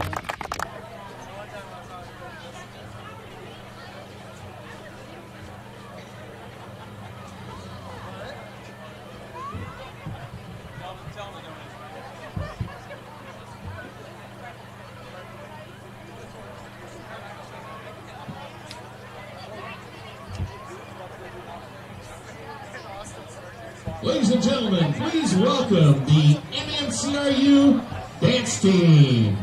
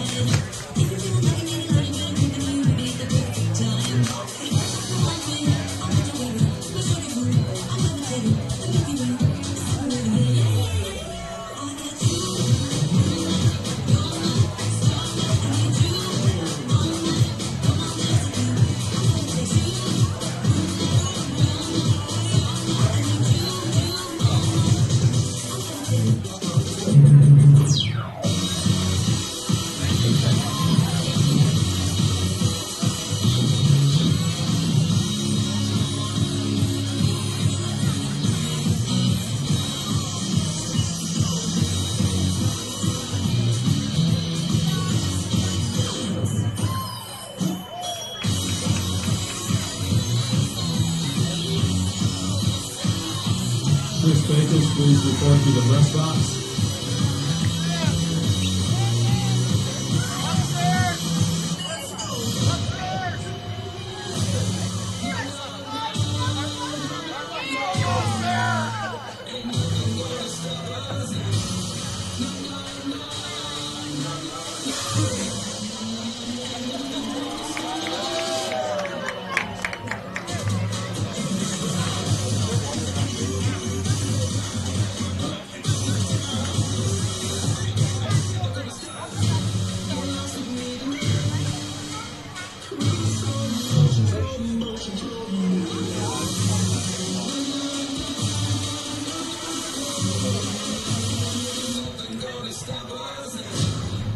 The MMCRU dance team.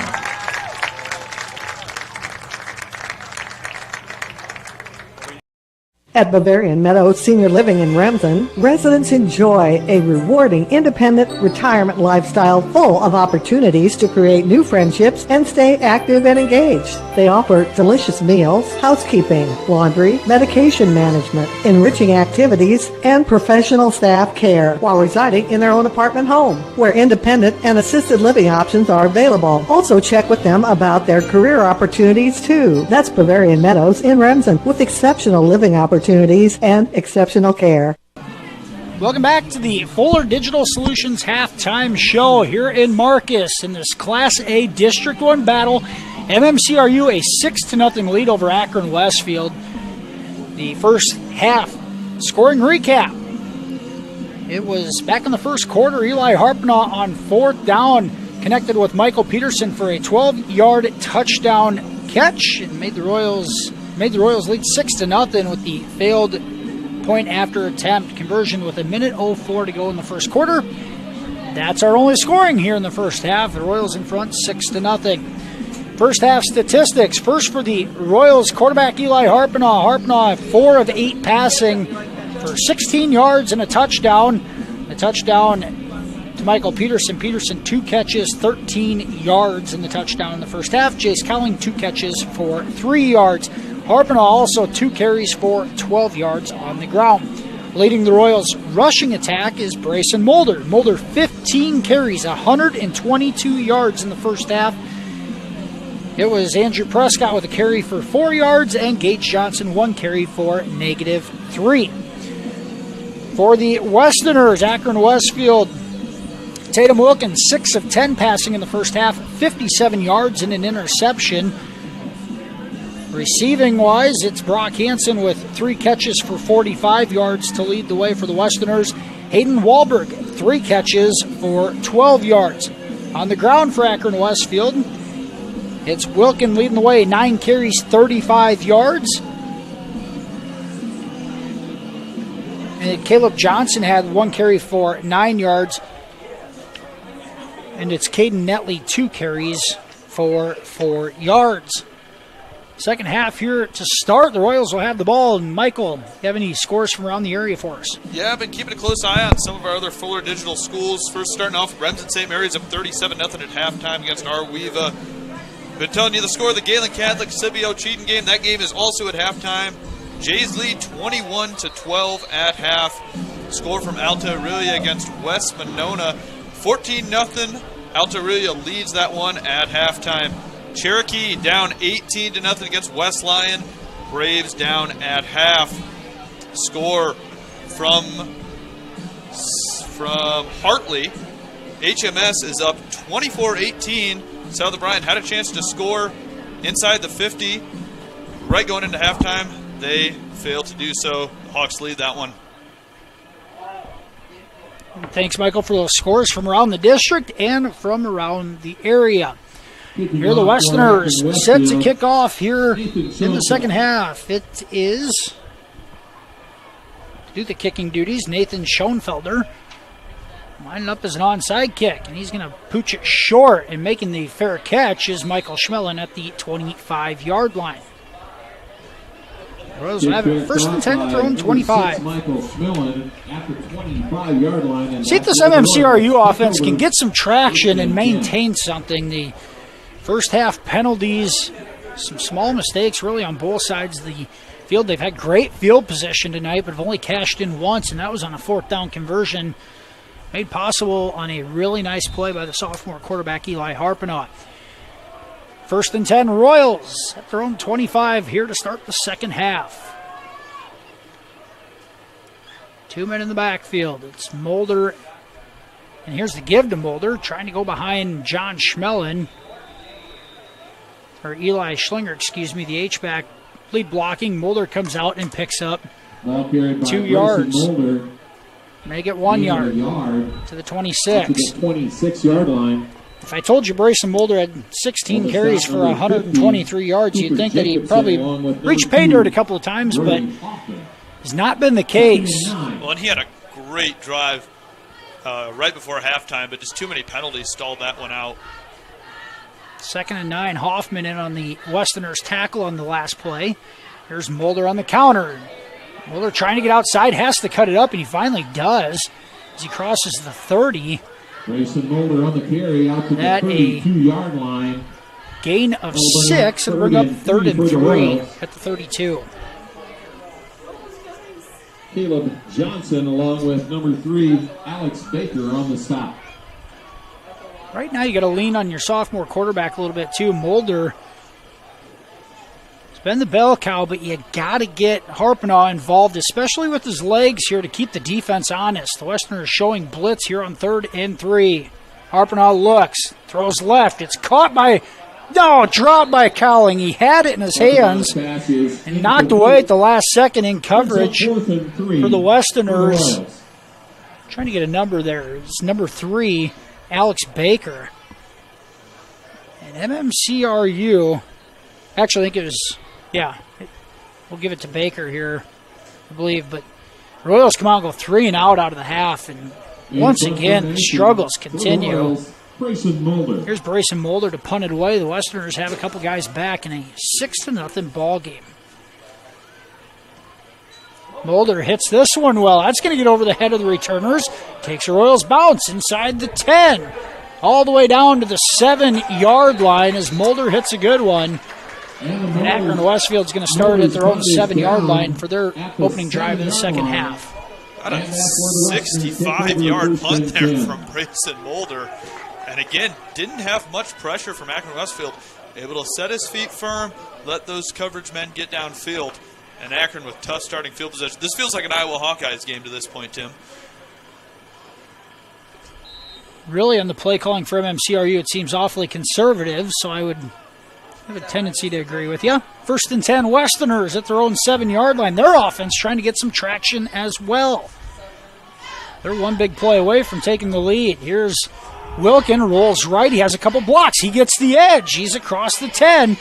And a nice gain on first down from Tatum Wilkin out to the 14-yard line. Akron really set the edge well on that play. You'd like to see a little bit better containment from your exterior D linemen, those outside linebackers. 8-yard gain out to the 15-yard line on first down. Schmelin and Berensky in on the tackle.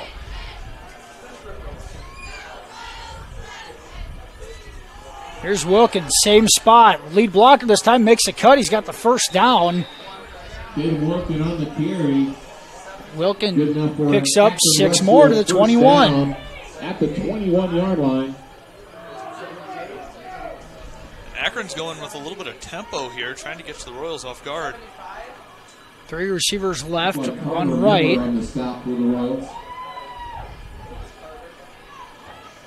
First and 10, Westerners out at the 21-yard line. Here's Netley on the carry. He's hit hard, and the hole keeps going. Michael Peterson on the tackle, but a nice gain on first down for Netley. His best run of the night. 6-yard gain. Picks up 6. 2nd and 4. On the stop, number 53, Caden Steffen, and number 21, Parker Glassmaker. Steffen and Glassmaker in on the Royals tackle. Here's another QB run out of the gun, and Wilkins going to dive forward. He picks up a couple, but it's going to bring up 3rd and 2. To the 29-yard line. It's 3rd and 2 at the 29. And now going tempo, and the Royals racing a couple of subs onto the field. Wilkin, you expect to keep it again here. It's 3rd and 2 at the 29.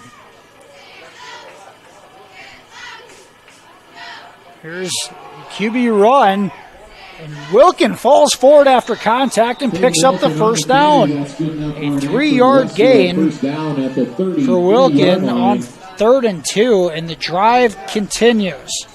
This is looking a lot like what Akron used to do with Cade Walking Stick back in 2021, 2022. Just a little read option, tempo look, no huddle. Get those signals from the sideline.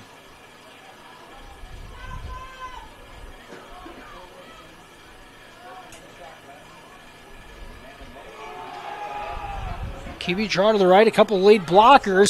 Wilkins still going across the 45. That a 16-yard gain out to the 49-yard line. Ball spotted at the 49. And if you're MMCRU right now, your rush defense has been absolutely gashed on the right side. Wilkin continues to run to the right side. The Royals are going to run subs on. Here's Wilkin again.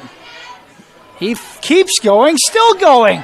And he's going to have close to another first down, and a flag comes in late. On the field. Yeah, and the Royals need that flag. Even if it's on you, you got to catch your breath here. Honestly, the sub should have got called for not getting off the field in time. And that may be what this flag is for. It came out late on the near sideline, but MMCRU's running subs in Akron-Westfield's going tempo. If you don't have time, you can't do it, and that's exactly what happens here. An illegal substitution. The penalties declined because of an 11-yard run from Tatum Wilkin.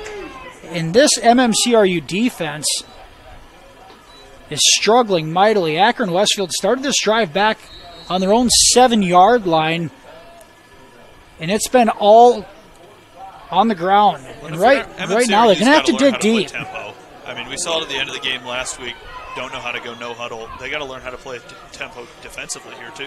Here's Netton on the carry, and Netley, and he's tripped up for a 3-yard gain. That's the best defensive effort the Royals have had on a play in this drive defensively. Netley picks up 3. 2nd and 7. Give credit to Akron-Westfield. They continue to grind this thing out, but John Schmillen, along with Grant right now this Preston MMCRU team looks like they're going through the motions. 7:10 to go in the third quarter. Starting to cheat up on the run. There's Wilkin, man in motion, goes off that right side again, and he's going to have success. He continues to plow forward. They blow it dead, but another 5-yard gain. Runs the ball to the You got to send some 32-yard exterior line. blitz or something. The Royals are plugging up the middle. There's nowhere to go. The quarterback's not going there. He's running the outside, so somebody's got to contain that.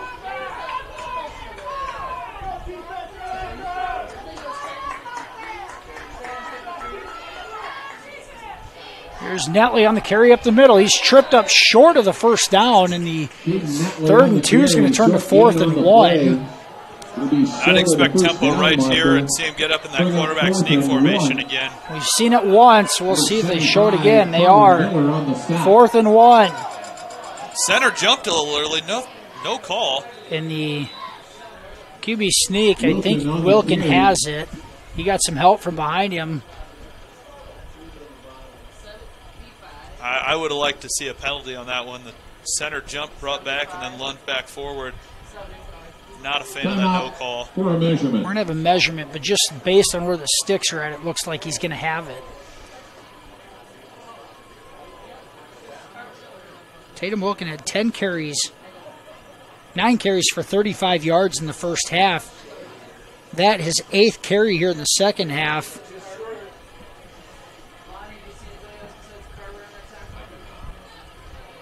He's going to have it, I think, by the nose of the ball. Let's see when they stretch it out. He might be short. Hey, they're looking. And he is short. Oh, man. Boy. It looked like he had it. And Akron-Westfield fails to convert on 4th and inches. That's a really lucky break from MMCRU because Akron had been marching that drive. You got to do something offensively here. You can't waste this possession.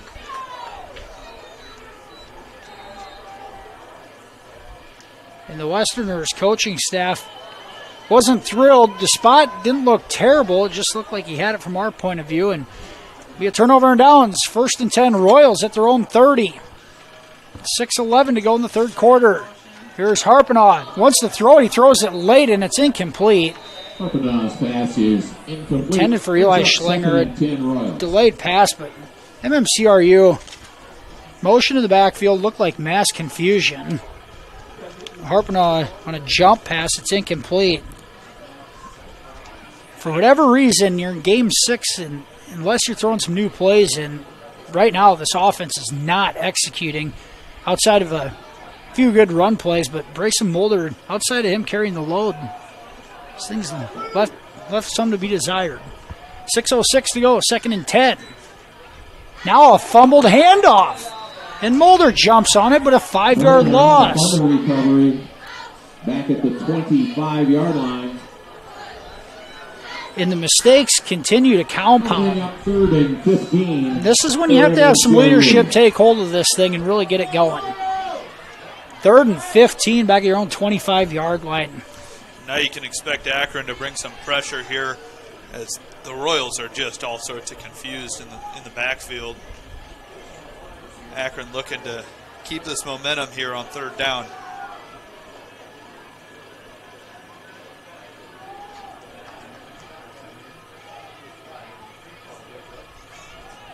Third and 15, Harpenaugh looks, steps up, throws far side. Cowling, he's got a man incomplete.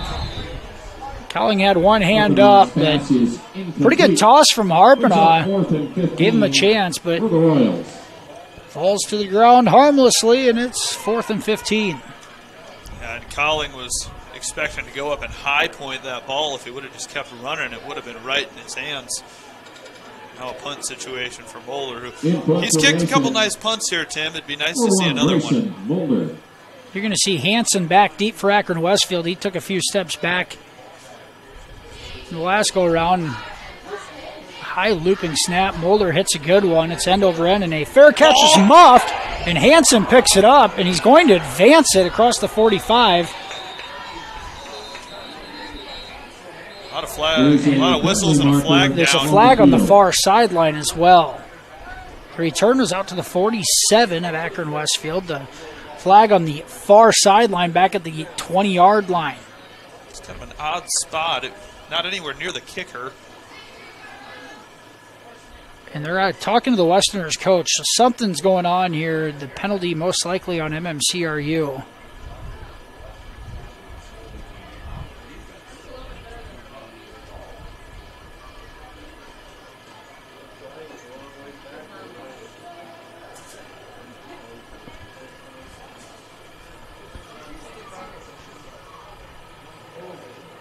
It's going to be holding on the Royals. It's declined, and they're going to take the return, but the ball is going to come back to the spot of the recovery due to the fair catch signal, I believe. So they're going to mark this thing back at the 35-yard line. I take that back. They're going to walk it forward now. They're going to mark it at the 46. So they are going to give him the return, I believe, or they're going to give him maybe the holding call on the return. I'm not 100% sure what went on there, but Akron-Westfield's going to have the ball at their own 46-yard line with 5:02 to go in the third quarter.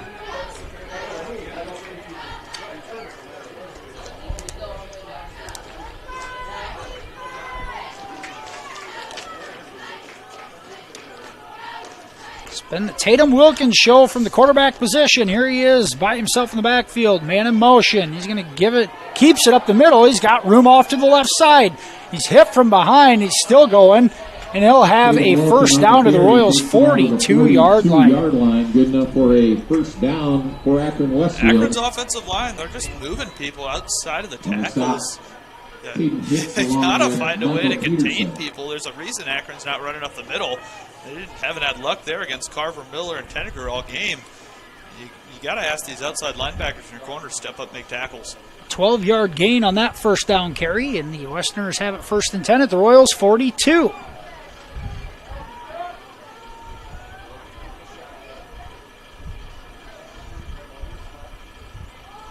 Wilkin keeps it, play action, throws across the middle, it's caught.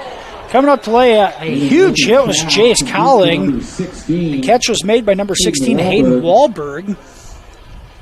And that a gain of 9 up to the 30. Give him a gain of 10, but that was a generous spot. Maybe a hit like that gets Collins' head back in the game. He's kind of been frustrated out there, but good pressure from Tenneger on that last play. Just got to get there a little bit sooner. First and 10 Westerners at the 32. Wilkin keeps it, and he's going to be hit in the backfield. And finally, the Royals defense comes up with a play. Reese and Boulder in there right away. Just couldn't quite get him, but luckily Michael Peterson right there to make sure he can wrap him up. Peterson gets the tackle for loss back to the 35, and it'll be a 3-yard loss. It'll bring up 2nd and 13. That's the first time the Royals have really stopped Wilkin here in the second half. And now because of that, you've got Akron off schedule. They have to huddle back up. You don't have to play this tempo game near as much. That's a great play from MMCRU. 2nd and 13, ball at the 35. Tatum Wilkin backs up, looks for a screen. He has it, and coming in to make the tackle is Tatum Hicks. Pass was completed to Regan McKee, his first catch of the night. No gain on the play. Hicks and Glassmaker right there. And McKee gets a yard, brings up 3rd and 12. Now the Royal sideline starting to make some noise. This is a big 3rd down here. And honestly, you don't expect Akron to try and go for the first down on this play. You expect them to try and get 7-8 yards, set up for a 4th down and short. You could see a Wilkin run here, as successful as that's been. 3rd and 12.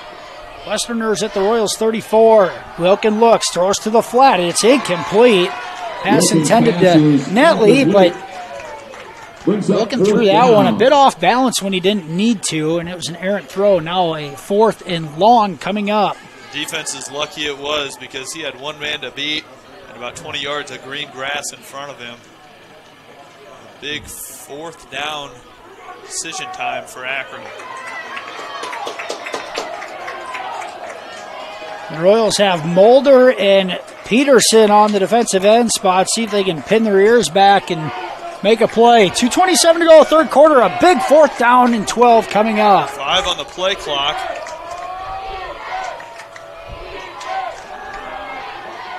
Wilkin throws. He throws deep to the end zone. It's incomplete. Pass was intended for McKee. And the one thing we have not talked about is the pretty brisk wind out of the east. That ball thrown right into it makes it difficult here. And Wilkin put some mustard onto it, but the ball hung out there into the middle of the field too far, and it's out of the reach of McKee. It'll be a turnover on downs. If that ball's on target, he's got a chance to make a play. He had Berensky on his back hip there, but he had a step on him. Another pretty fortunate play for the Royals defense. And say it again, offense got to get cooking here.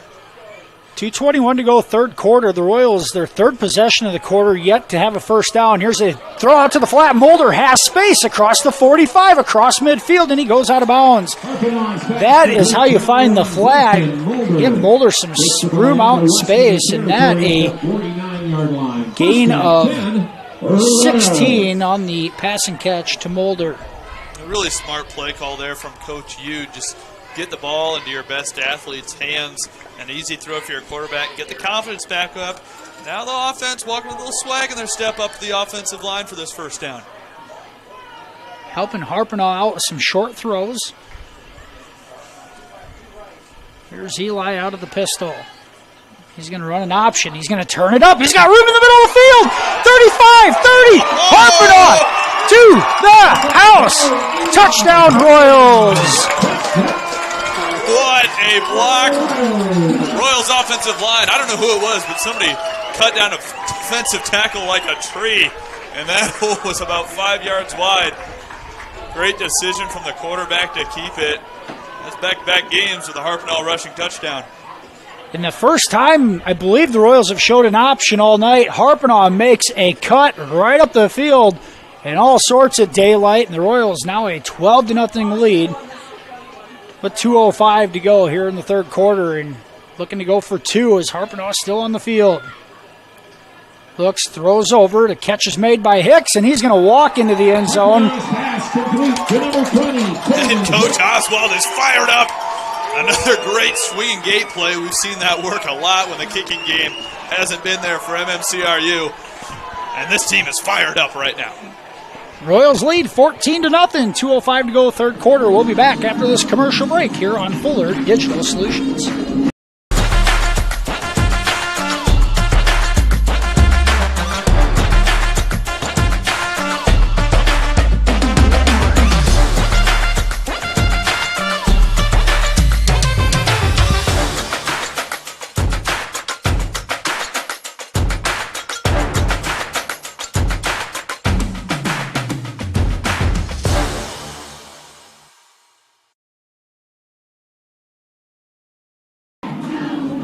MMCRU in front, 14-0, 2:05 to go, third quarter after a 49-yard touchdown run by sophomore quarterback Eli Harpinaugh.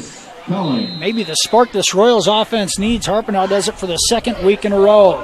Here's a short kick to one of the up men for the Westerners, and pretty good return for Akron-Westfield. A late hit there, no flag. And 21 shoved Jay Scully in the back of the helmet. I don't know how there's not a flag there. And the pile clears. They'll mark it right at the 40-yard line, and the Westerners will have it 1st and 10 with pretty good field position out at the 40. Those of you still paying attention, West Lyon leads Cherokee 25-0 now. West Lyon playing really good defense against these Braves. Akron-Westfield has it 1st and 10 at their own 40. Just under 2 minutes to go in the third quarter. The Westerners offense trying to get something going themselves or to sustain a drive. Here's a reverse. Now they're going to throw it back. The throw to Wilkin, incomplete. Just overthrown. The pass was Caleb Johnson throwing it to Wilkin. He had space out there. Parker Glassmaker was giving chase, but That was set to be a big play. And the pass is incomplete. I like that call Johnson. From Coach John Sievert there. You got to find a way to swing some momentum back in your favor, especially being down 2 scores now as we approach the fourth quarter. They just couldn't quite execute it. Akron-Westfield trying to find a spark offensively, and that would have done it. Tatum Wilkin now keeps it up the middle. And he has first contact made about a yard across the line of scrimmage. He'll fall forward and pick up 4 out to the 44. Up to the 44-yard Wilkin line. continues to run hard, and the Westerners continue to speed things up. Rick Prescott. 3rd and 6. Along with Carver Miller. Prescott and Miller in on the Royals tackle the last play. Royals bench making some noise. So they change the play at the line of scrimmage. Here comes the ball dropped on the snap, and Wilkins going to go down for a loss. The Royals are bringing a blitz anyways. I think Mulder is going to get credit with the sack. Carver Miller also in there. The sack back to the 40-yard line, the original line of scrimmage. The Royals led by number 75. Wilkins going to jog off. Punt team comes on. Along with Grayson Mulder. 4th and 10 for the Westerners. The Westerners have a 3-and-out after giving up the score, and now the momentum's starting to change here. MMCRU picking up some momentum. This punt hit, slow spiraling kick. It's going to take a bounce, and Hicks picks it up. He crosses the 30, follows a blocker. He's going to go all the way out to the 40.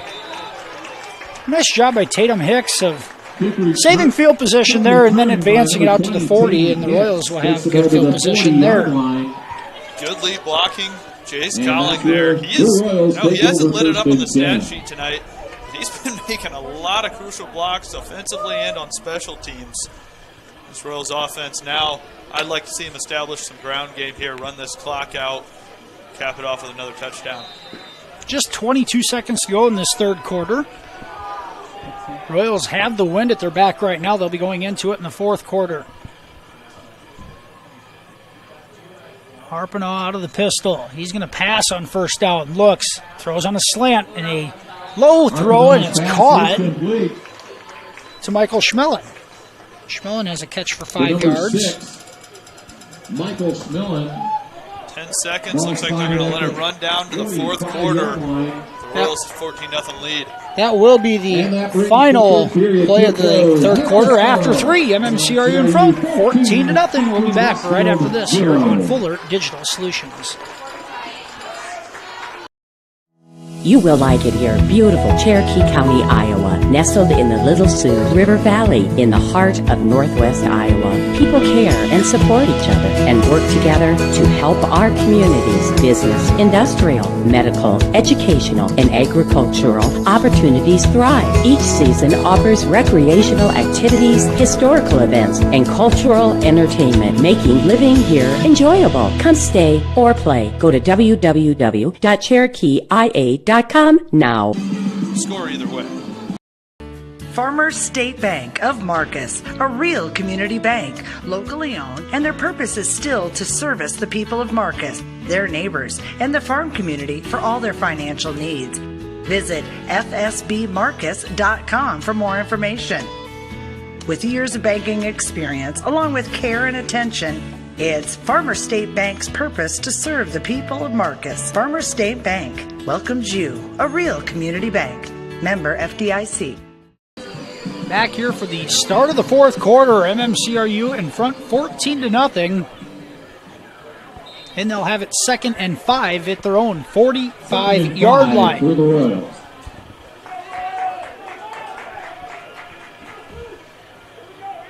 Westerners in a 4-man front. Royals in that pistol formation, 2 receivers each side. And here's an option for Harpinaugh. He pitches it to Mulder, and it's Wilkin getting out there to make initial contact with Mulder. A tough run off the pitch, and he picks up 6, and that'll be a Royals first down. 7.5 yards after contact for Mulder there. Good decision to pitch it on the option. Baker. I like this little read option, little power option looks that Coach Ude, Coach Oswald have been throwing their way. Eli Harpinaugh continues to look good in that quarterback position, and a good decision there. Mulder does the rest after the pitch, and it's 1st and 10 in Westerners territory. Harpinaugh now looks, throws out to the flat. He's got a man. It's Cowling. He crosses the 40, across the 35, and he's going to be stood up right there. And a good tackle from Brock Hansen, but Cowling picks up a gain of 16, and the Royals offense continues to move forward. Gotta give Lucas Peterson a lot of credit on that offensive line. Just a beautiful pass blocking set. That entire offensive line just set up a beautiful pocket. They're controlling the line of scrimmage again right now. Harpinaugh has completed his last 3 throws, and it's 1st and 10 at the 33-yard line. Here's Mulder. Tries getting outside. Contained. Cuts it up, and he'll pick up a few. Flag comes out there late, though. Flag behind the play. We do have a penalty marker on the field. That is unfortunate. The Royals' offensive line, that left side was, again, 6 yards downfield. That was Tate Colden there, holding containment on that side, and he's going to force the penalty, I believe. He's going to move this thing back. Holding indicated against the Royals. The holding penalty is going to make it 1st and, see where they mark it. It's a spot foul. And with the penalty, the ball spotted at the 43-yard line. Go back 10 yards, so it's going to be 1st and 20 back at the 43. MMCRU continues to have penalties. Ever since the second half of last week's game, it's carried over to this week. 1st and 20, both Westerners 43. Harpinaugh is going to run an option. He'll pitch it to Mulder. Closes up quickly. Mulder is going to make a cut, though, and crosses the 40. The 39 will get 4 yards. I don't know how he managed to scrape out 4 yards there. There's just nowhere to go. And Mulder finds a way again. Number 22, Caden Netley. There's Caden Netley on the Westerners tackle from the linebacker position. 2nd and 16 for the Royals. My unofficial stats from the night, Mulder 19 carries, 139 yards on the ground. Very successful night yet again, but I'm sure he'd love to punch it in at least once. 2nd and 16 at the 39. Here comes pressure, middle screen. Mulder has to cut it up. He finally does. Makes a man miss. He's across the 25, inside the 20, and down to the 16-yard line. And the middle screen works when the Westerners bring pressure. That a 22-yard catch and run for Mulder. On the stop, Brody Hoffman. It'll be 1st and 10 in the red zone at the Westerners' 17-yard line. So Lucas Peterson, Carver Miller combined for a pancake block on one of those linebackers there. Akron's coaching staff wanted a flag for it, but just a beautiful block on that left side. 1st and 10, ball at the 17. Harpinaugh is going to take off with it, nowhere to go, and he's going to be, now he loses the football, and it's scooped up by the Westerners. Going the other way with it and being tripped up just barely is Hayden Wahlberg. Picked up by number 16. And MMCRU turns the ball over yet again. That a busted play. Harpinaugh caught in the middle of trying to pass it or just run it. The ball did not get tucked away, and now the Westerners a big defensive stop to keep this a 2-score game. Ball to the 25-yard line, and MMCRU continues to compound mistakes. This time turn the ball over. Be 1st and 10 Westerners at the 25. And Harpinaugh knows this, but you got to say it. I mean, you just got to keep 2 hands on the football in this situation. You're trying to run down the clock, up 2 scores, 9 minutes left. You got to have 2 hands on the football. Here's Wilkin out of the shotgun. Netley next to him on the left side. He keeps it on a play action. He's got room on the left side, and he'll be tripped up. A nice tackle on that far side by Gage Johnson. Wilkins going to be right at the first down sticks. Gage Johnson on the stop for the Royals. They're going to give it to him. He picks up 10. Gained the first down at the 35-yard line. And that's going to give Wilkin, the century mark in rushing yards, up to 109 after that 10-yard gain on 21 carries. Ball's out to the 35-yard line. Wilkin up the middle again, and he might get a yard. Wilkin on the carry. Peyton Hicks got wrestled to the ground by number 5 for Akron here. But again, no flag. The ref's having a conversation with him. Gain of a yard. Like Caden Steffen in on the 83, John Schmeld and Caden Steffen in on the Royals tackle. Just a yard for Wilkin. Along with Caden Steffen and Carter Miller. Brings up 2nd and 9 for the Westerners.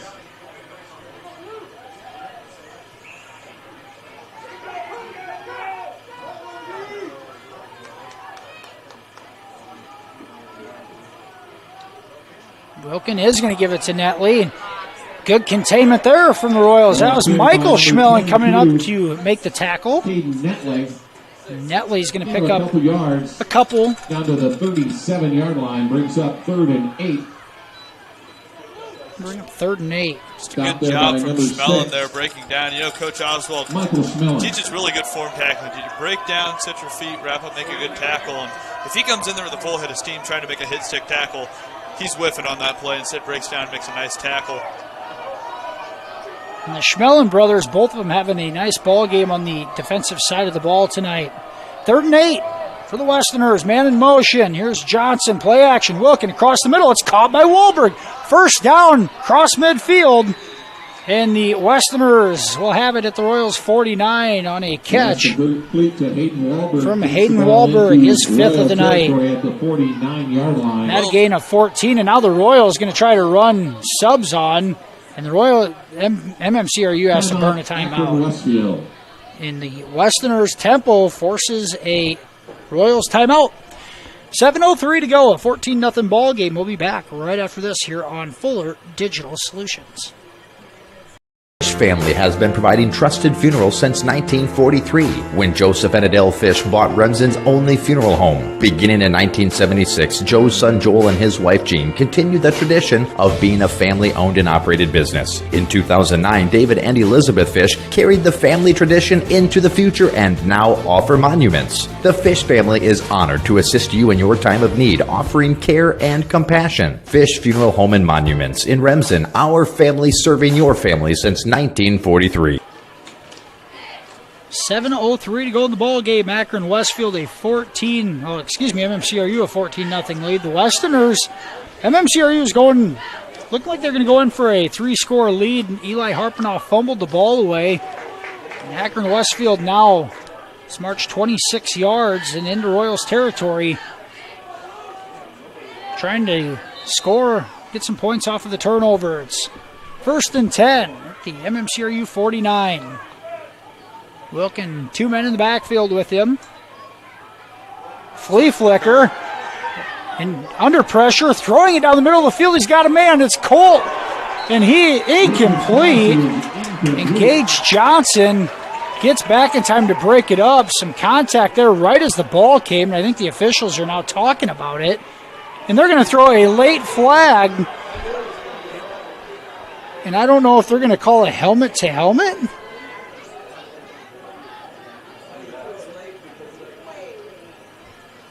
They call an interference.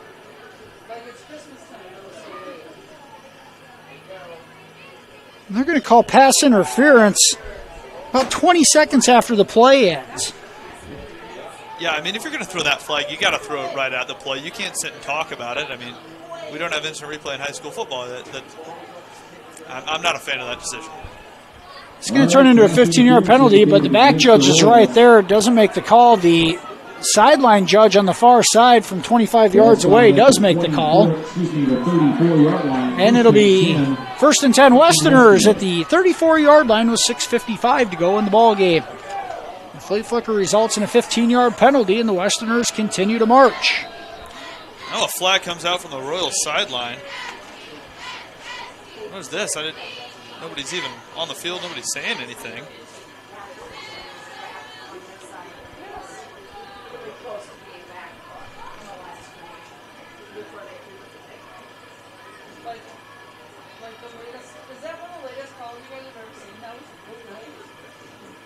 I think they're going to get a sideline warning, possibly.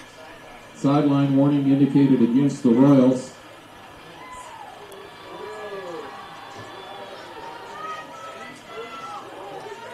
So there's going to be a sideline warning. The side judge had to have hit somebody or ran into somebody on the sideline. Just a warning, so it results in no penalty yards, but 1st and 10, Westerners at the 34.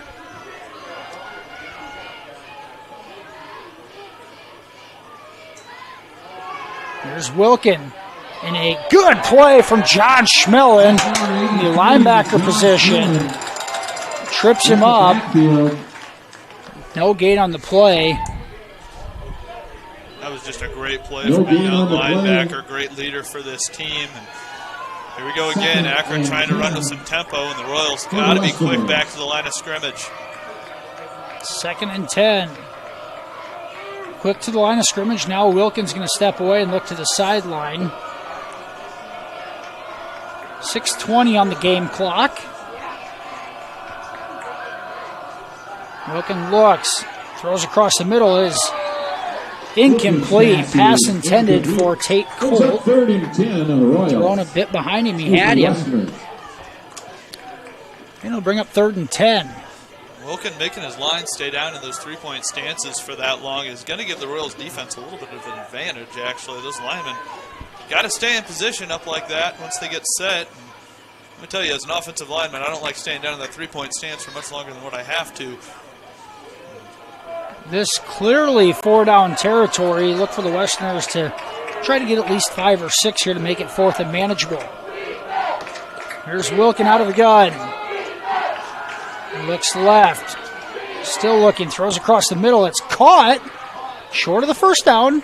And it's Colt on the reception. His first catch of the night. Really good pass protection from the old line here. Now a 4th down. They're going to line up to go for it. 8 yards. It'll bring up 4th and 2 at the 26-yard line. Brings up 4th and 2 for the Westerners. Clock down to 5:45.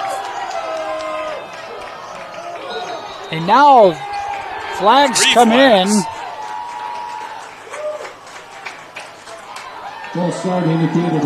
And the 4th and 2 turns into a 4th and 7.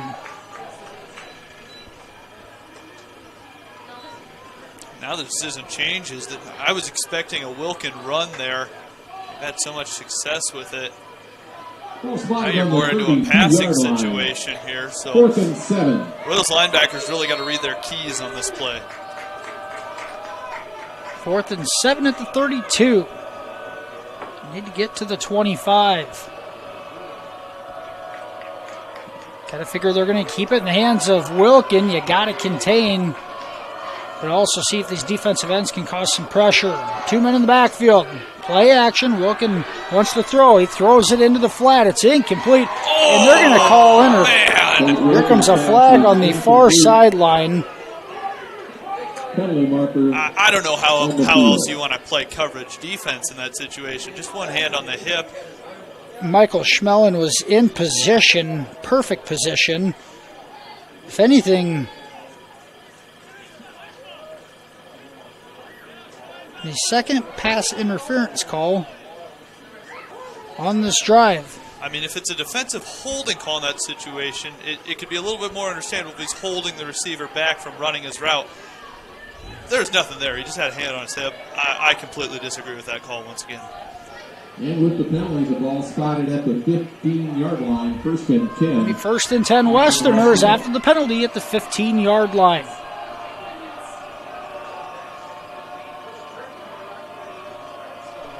.5:17 to go in the ball game.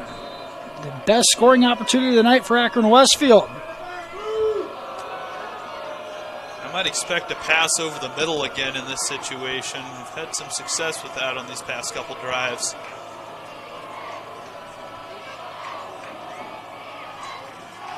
Wilkin looks. He goes man-to-man. And it's Hansen going up to make the catch, and he does for the touchdown. He created some separation over Gage Johnson with his arms extended, no call, and Brock Hansen. It's Brock Hansen on the 15-yard touchdown reception for the Westerners. That one made possible by a couple of pass interference calls that, one of them especially, very questionable. The Westerners on the board here at the 5:11 mark of the fourth quarter, and the extra point attempt pending.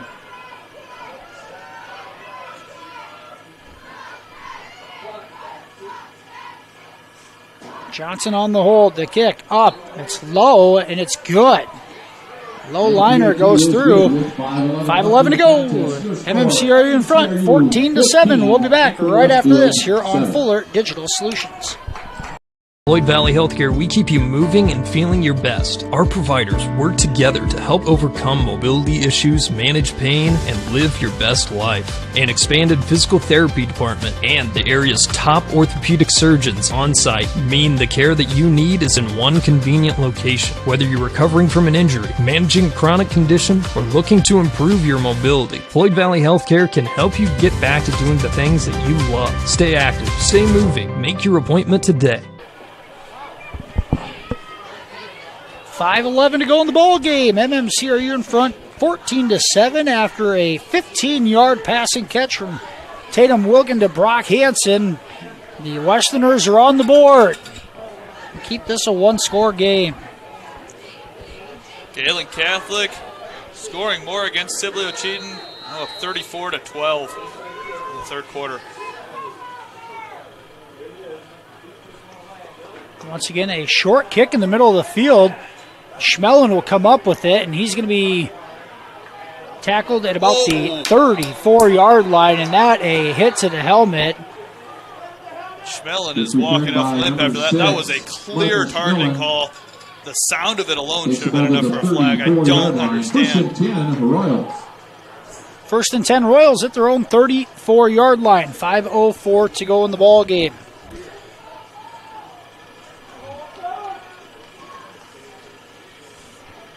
And an opportunity for this Royals offense to flex their muscles, establish a ground game, run some clock. Try to punch it in at the end to close it out. Power I formation. Two receivers right. Tight end to the left. That's going to be a lateral to Mulder. He's going to lose the ball. And it's still loose. And MMCRU is going to jump on it, but I'm not sure if that was supposed to be a lateral or just a swing pass that ended that way, but it results in a large loss back to the 26-yard line. Brings up a 2nd and 19 for MMCRU. Make it a 9-yard loss. It'll be 2nd and 19 back at the 25.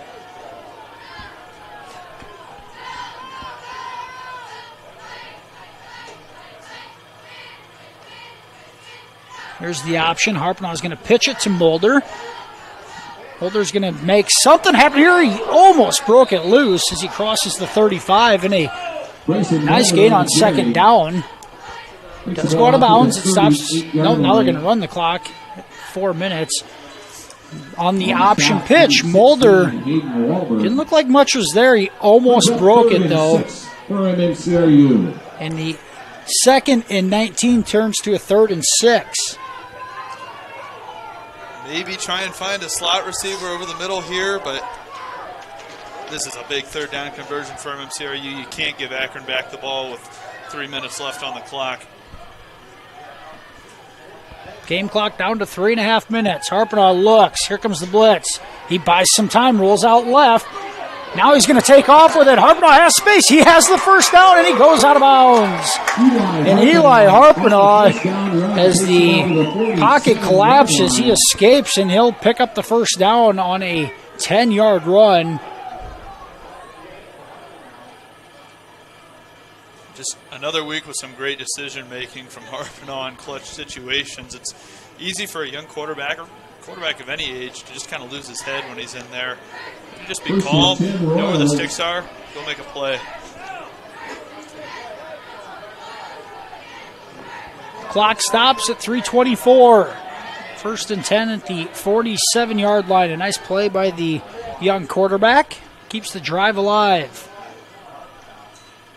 Now he's going to follow his lead blockers up the middle. Gets outside, crosses the midfield line, and he'll have another nice gain on first down. Mark that at the 49-yard line in Western territory. That'll bring up a second. Royals early in the game really couldn't get an exterior run game going.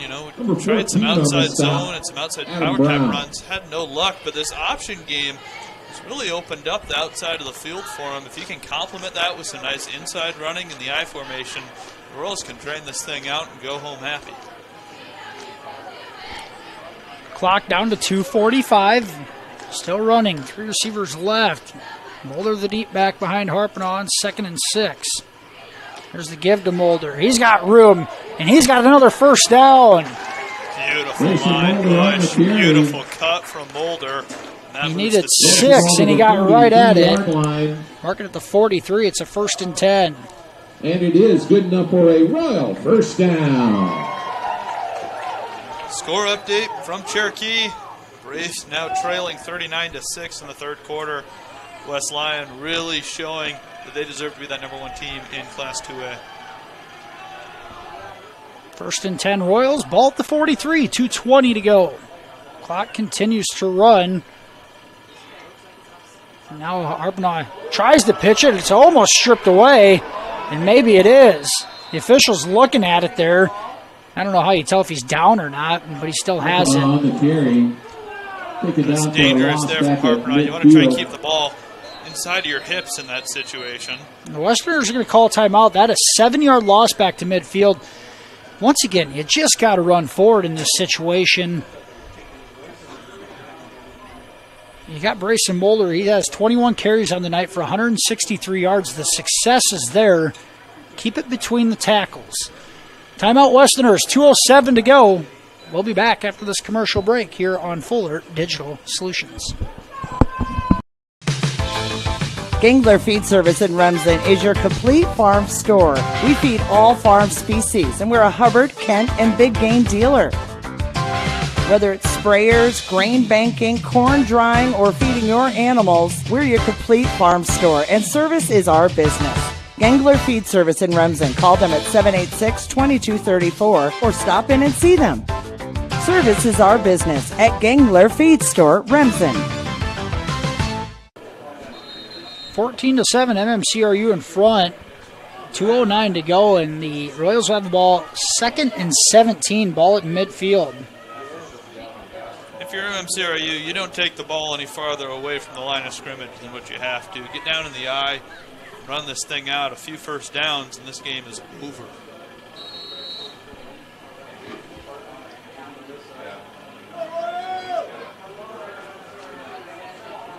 Here's Harpanaugh out of the pistol.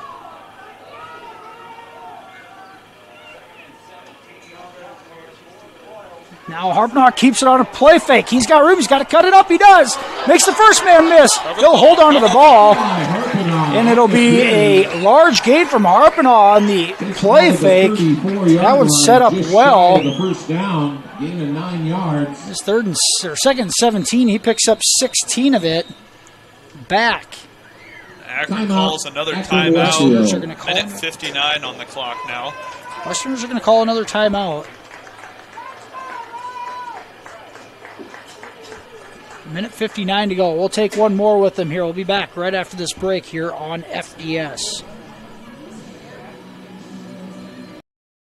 Introducing the robust workhorse from Holstein Manufacturing, the HFAB Ultra Tilt Bed Trailer. Whether you are hauling heavy equipment or delivering precious cargo, our tilt bed trailers, ranging from 20 to 28 feet in length, are engineered with strength and designed to handle it with ease. Forget the hassles of ramps. They're built to tilt. Tilt bed trailers at Holstein Manufacturing. Holstein Manufacturing. And online at holsteinmfg.com.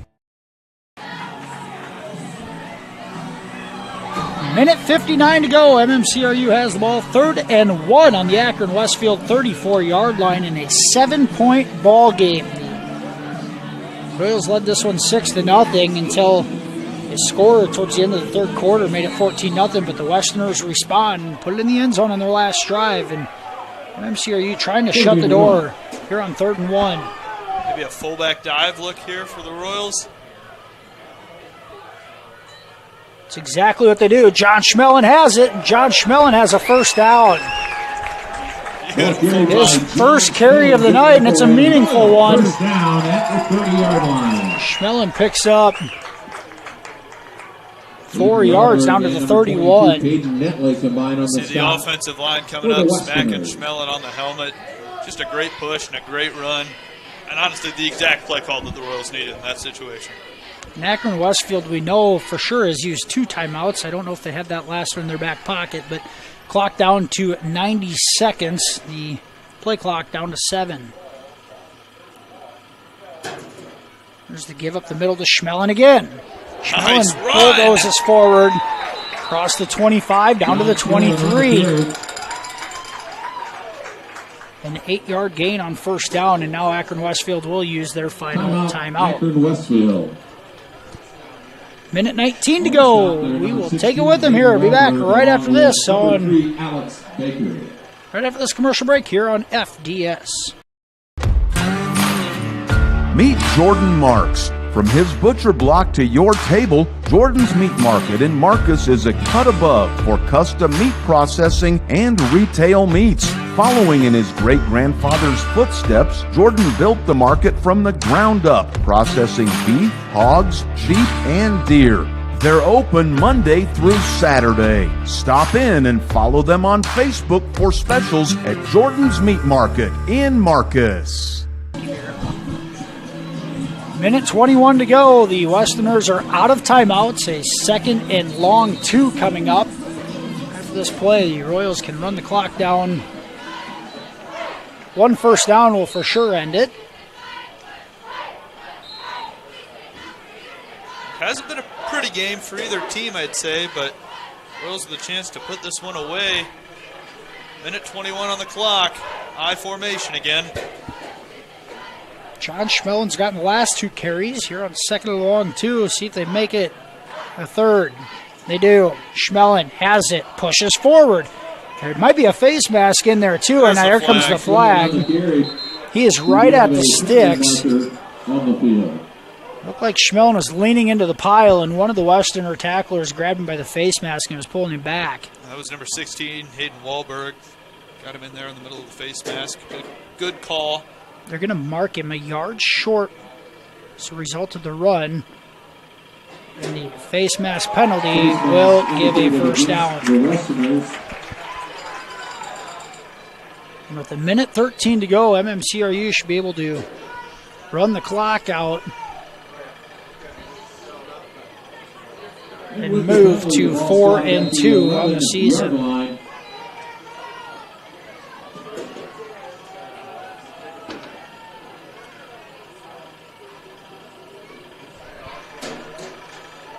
Clock runs.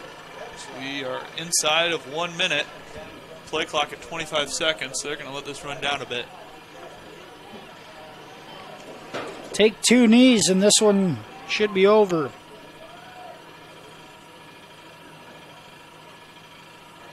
Counter, they give it to Mulder. He tries to get outside, just has to hold on to the ball, and a flag comes in. Once again, a flag comes in from the far side. In this situation, trying to get Mulder a touchdown for the great day he's had, but 37 seconds to go. The game play clock recharges to 40 seconds. All you need to do is take a knee and let this one run out.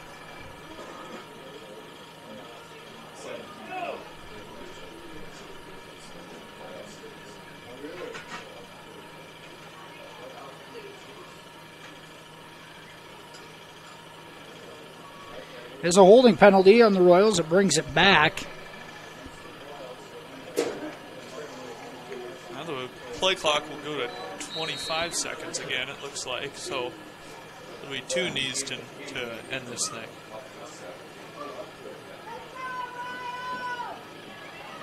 And now they will come out in a victory formation. 20 for MMCRU. Harpenaugh under center. He takes a knee, and that will do it. MMCRU is going to win this one 14-7. Improved to 4-2 on the season. 4-1 in district play. It wasn't pretty at all times, but it's enough to get the job done here on homecoming night in Marcus. Final score 14-7. MMCRU wins it. Friday, October 11, traveling to Sloan, We're going to take a commercial break. We'll be back with the FDS post-game show with final recap and statistics with some other scores from around the area to wrap it up. We'll be back right after this. Thank you for watching this exclusive broadcast on Fuller Digital Solutions. To receive notifications and links about your favorite team's live streams, join our text club by scanning this QR code or text the word on the screen to the number shown. If your business would like to be a sponsor on broadcasts like this, please reach out to us at fullerdigitalsolutions@gmail.com. Join us all year long for coverage of your favorite team on Fuller Digital Solutions.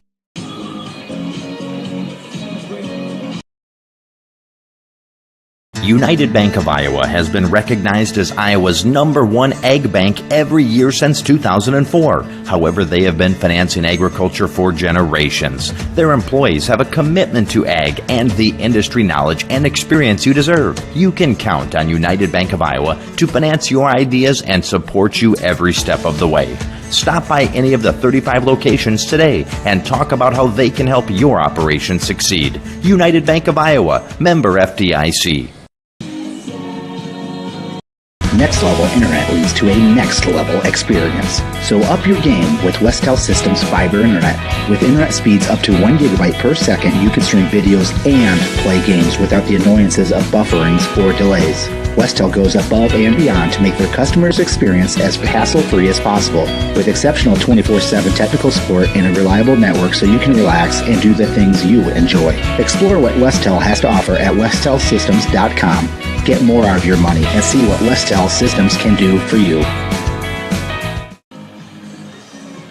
Welcome back to the Fuller Digital Solutions post-game show. Final score in Marcus tonight, 14-7. MMCRU, a winner over Akron-Westfield here on homecoming night in Marcus.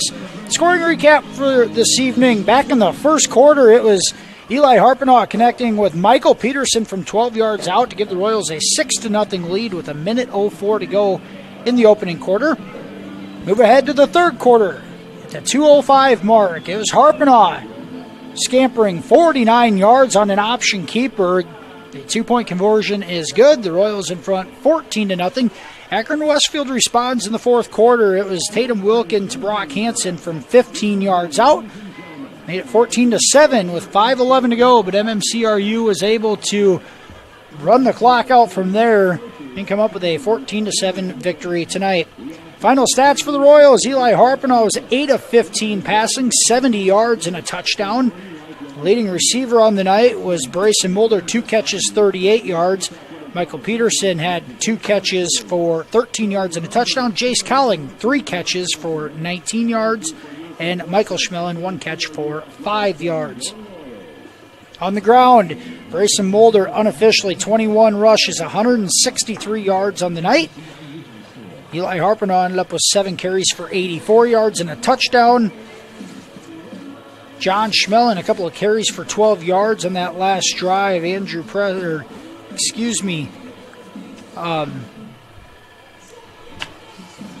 Why can I not think?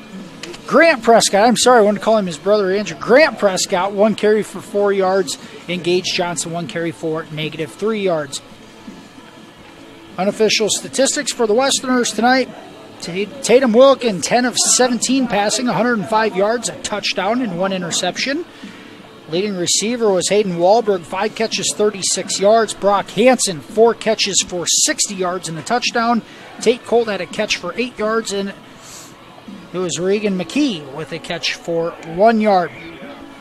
The Royals improved to 4-2 overall, 4-1 in district play. That all but seals up the 2 seed from Class A District 1 for the playoffs. They'll travel to Westwood next Friday night for a non-district contest against the Westwood Rebels. before closing the season out at Alta Aurelia in their final district contest. The Westerners fall to 0-6 on the season, 0-4 in district play.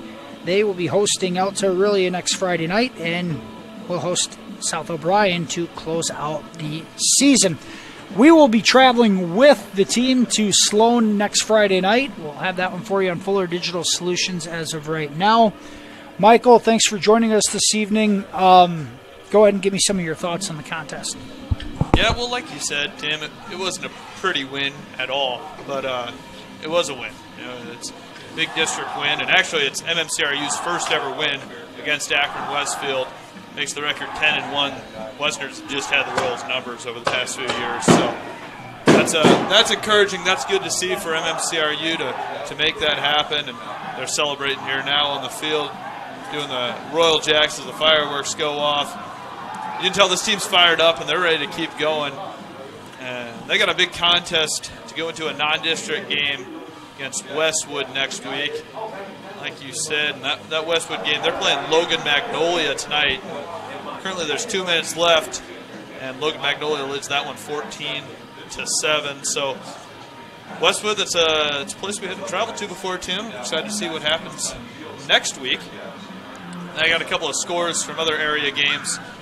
Remnant St. Mary's won big, 43-2-0 over Arweva. Galen Catholic just finishing up. They lead 34-12 over Sibley Cheaton in a big district game. Alta Aurelia just finishing up against West Monona. They lead 28-8. Cherokee Braves lose a tough one too. That number 1 seed in 2A, West Lyon, 46-6. A tough game for the Braves.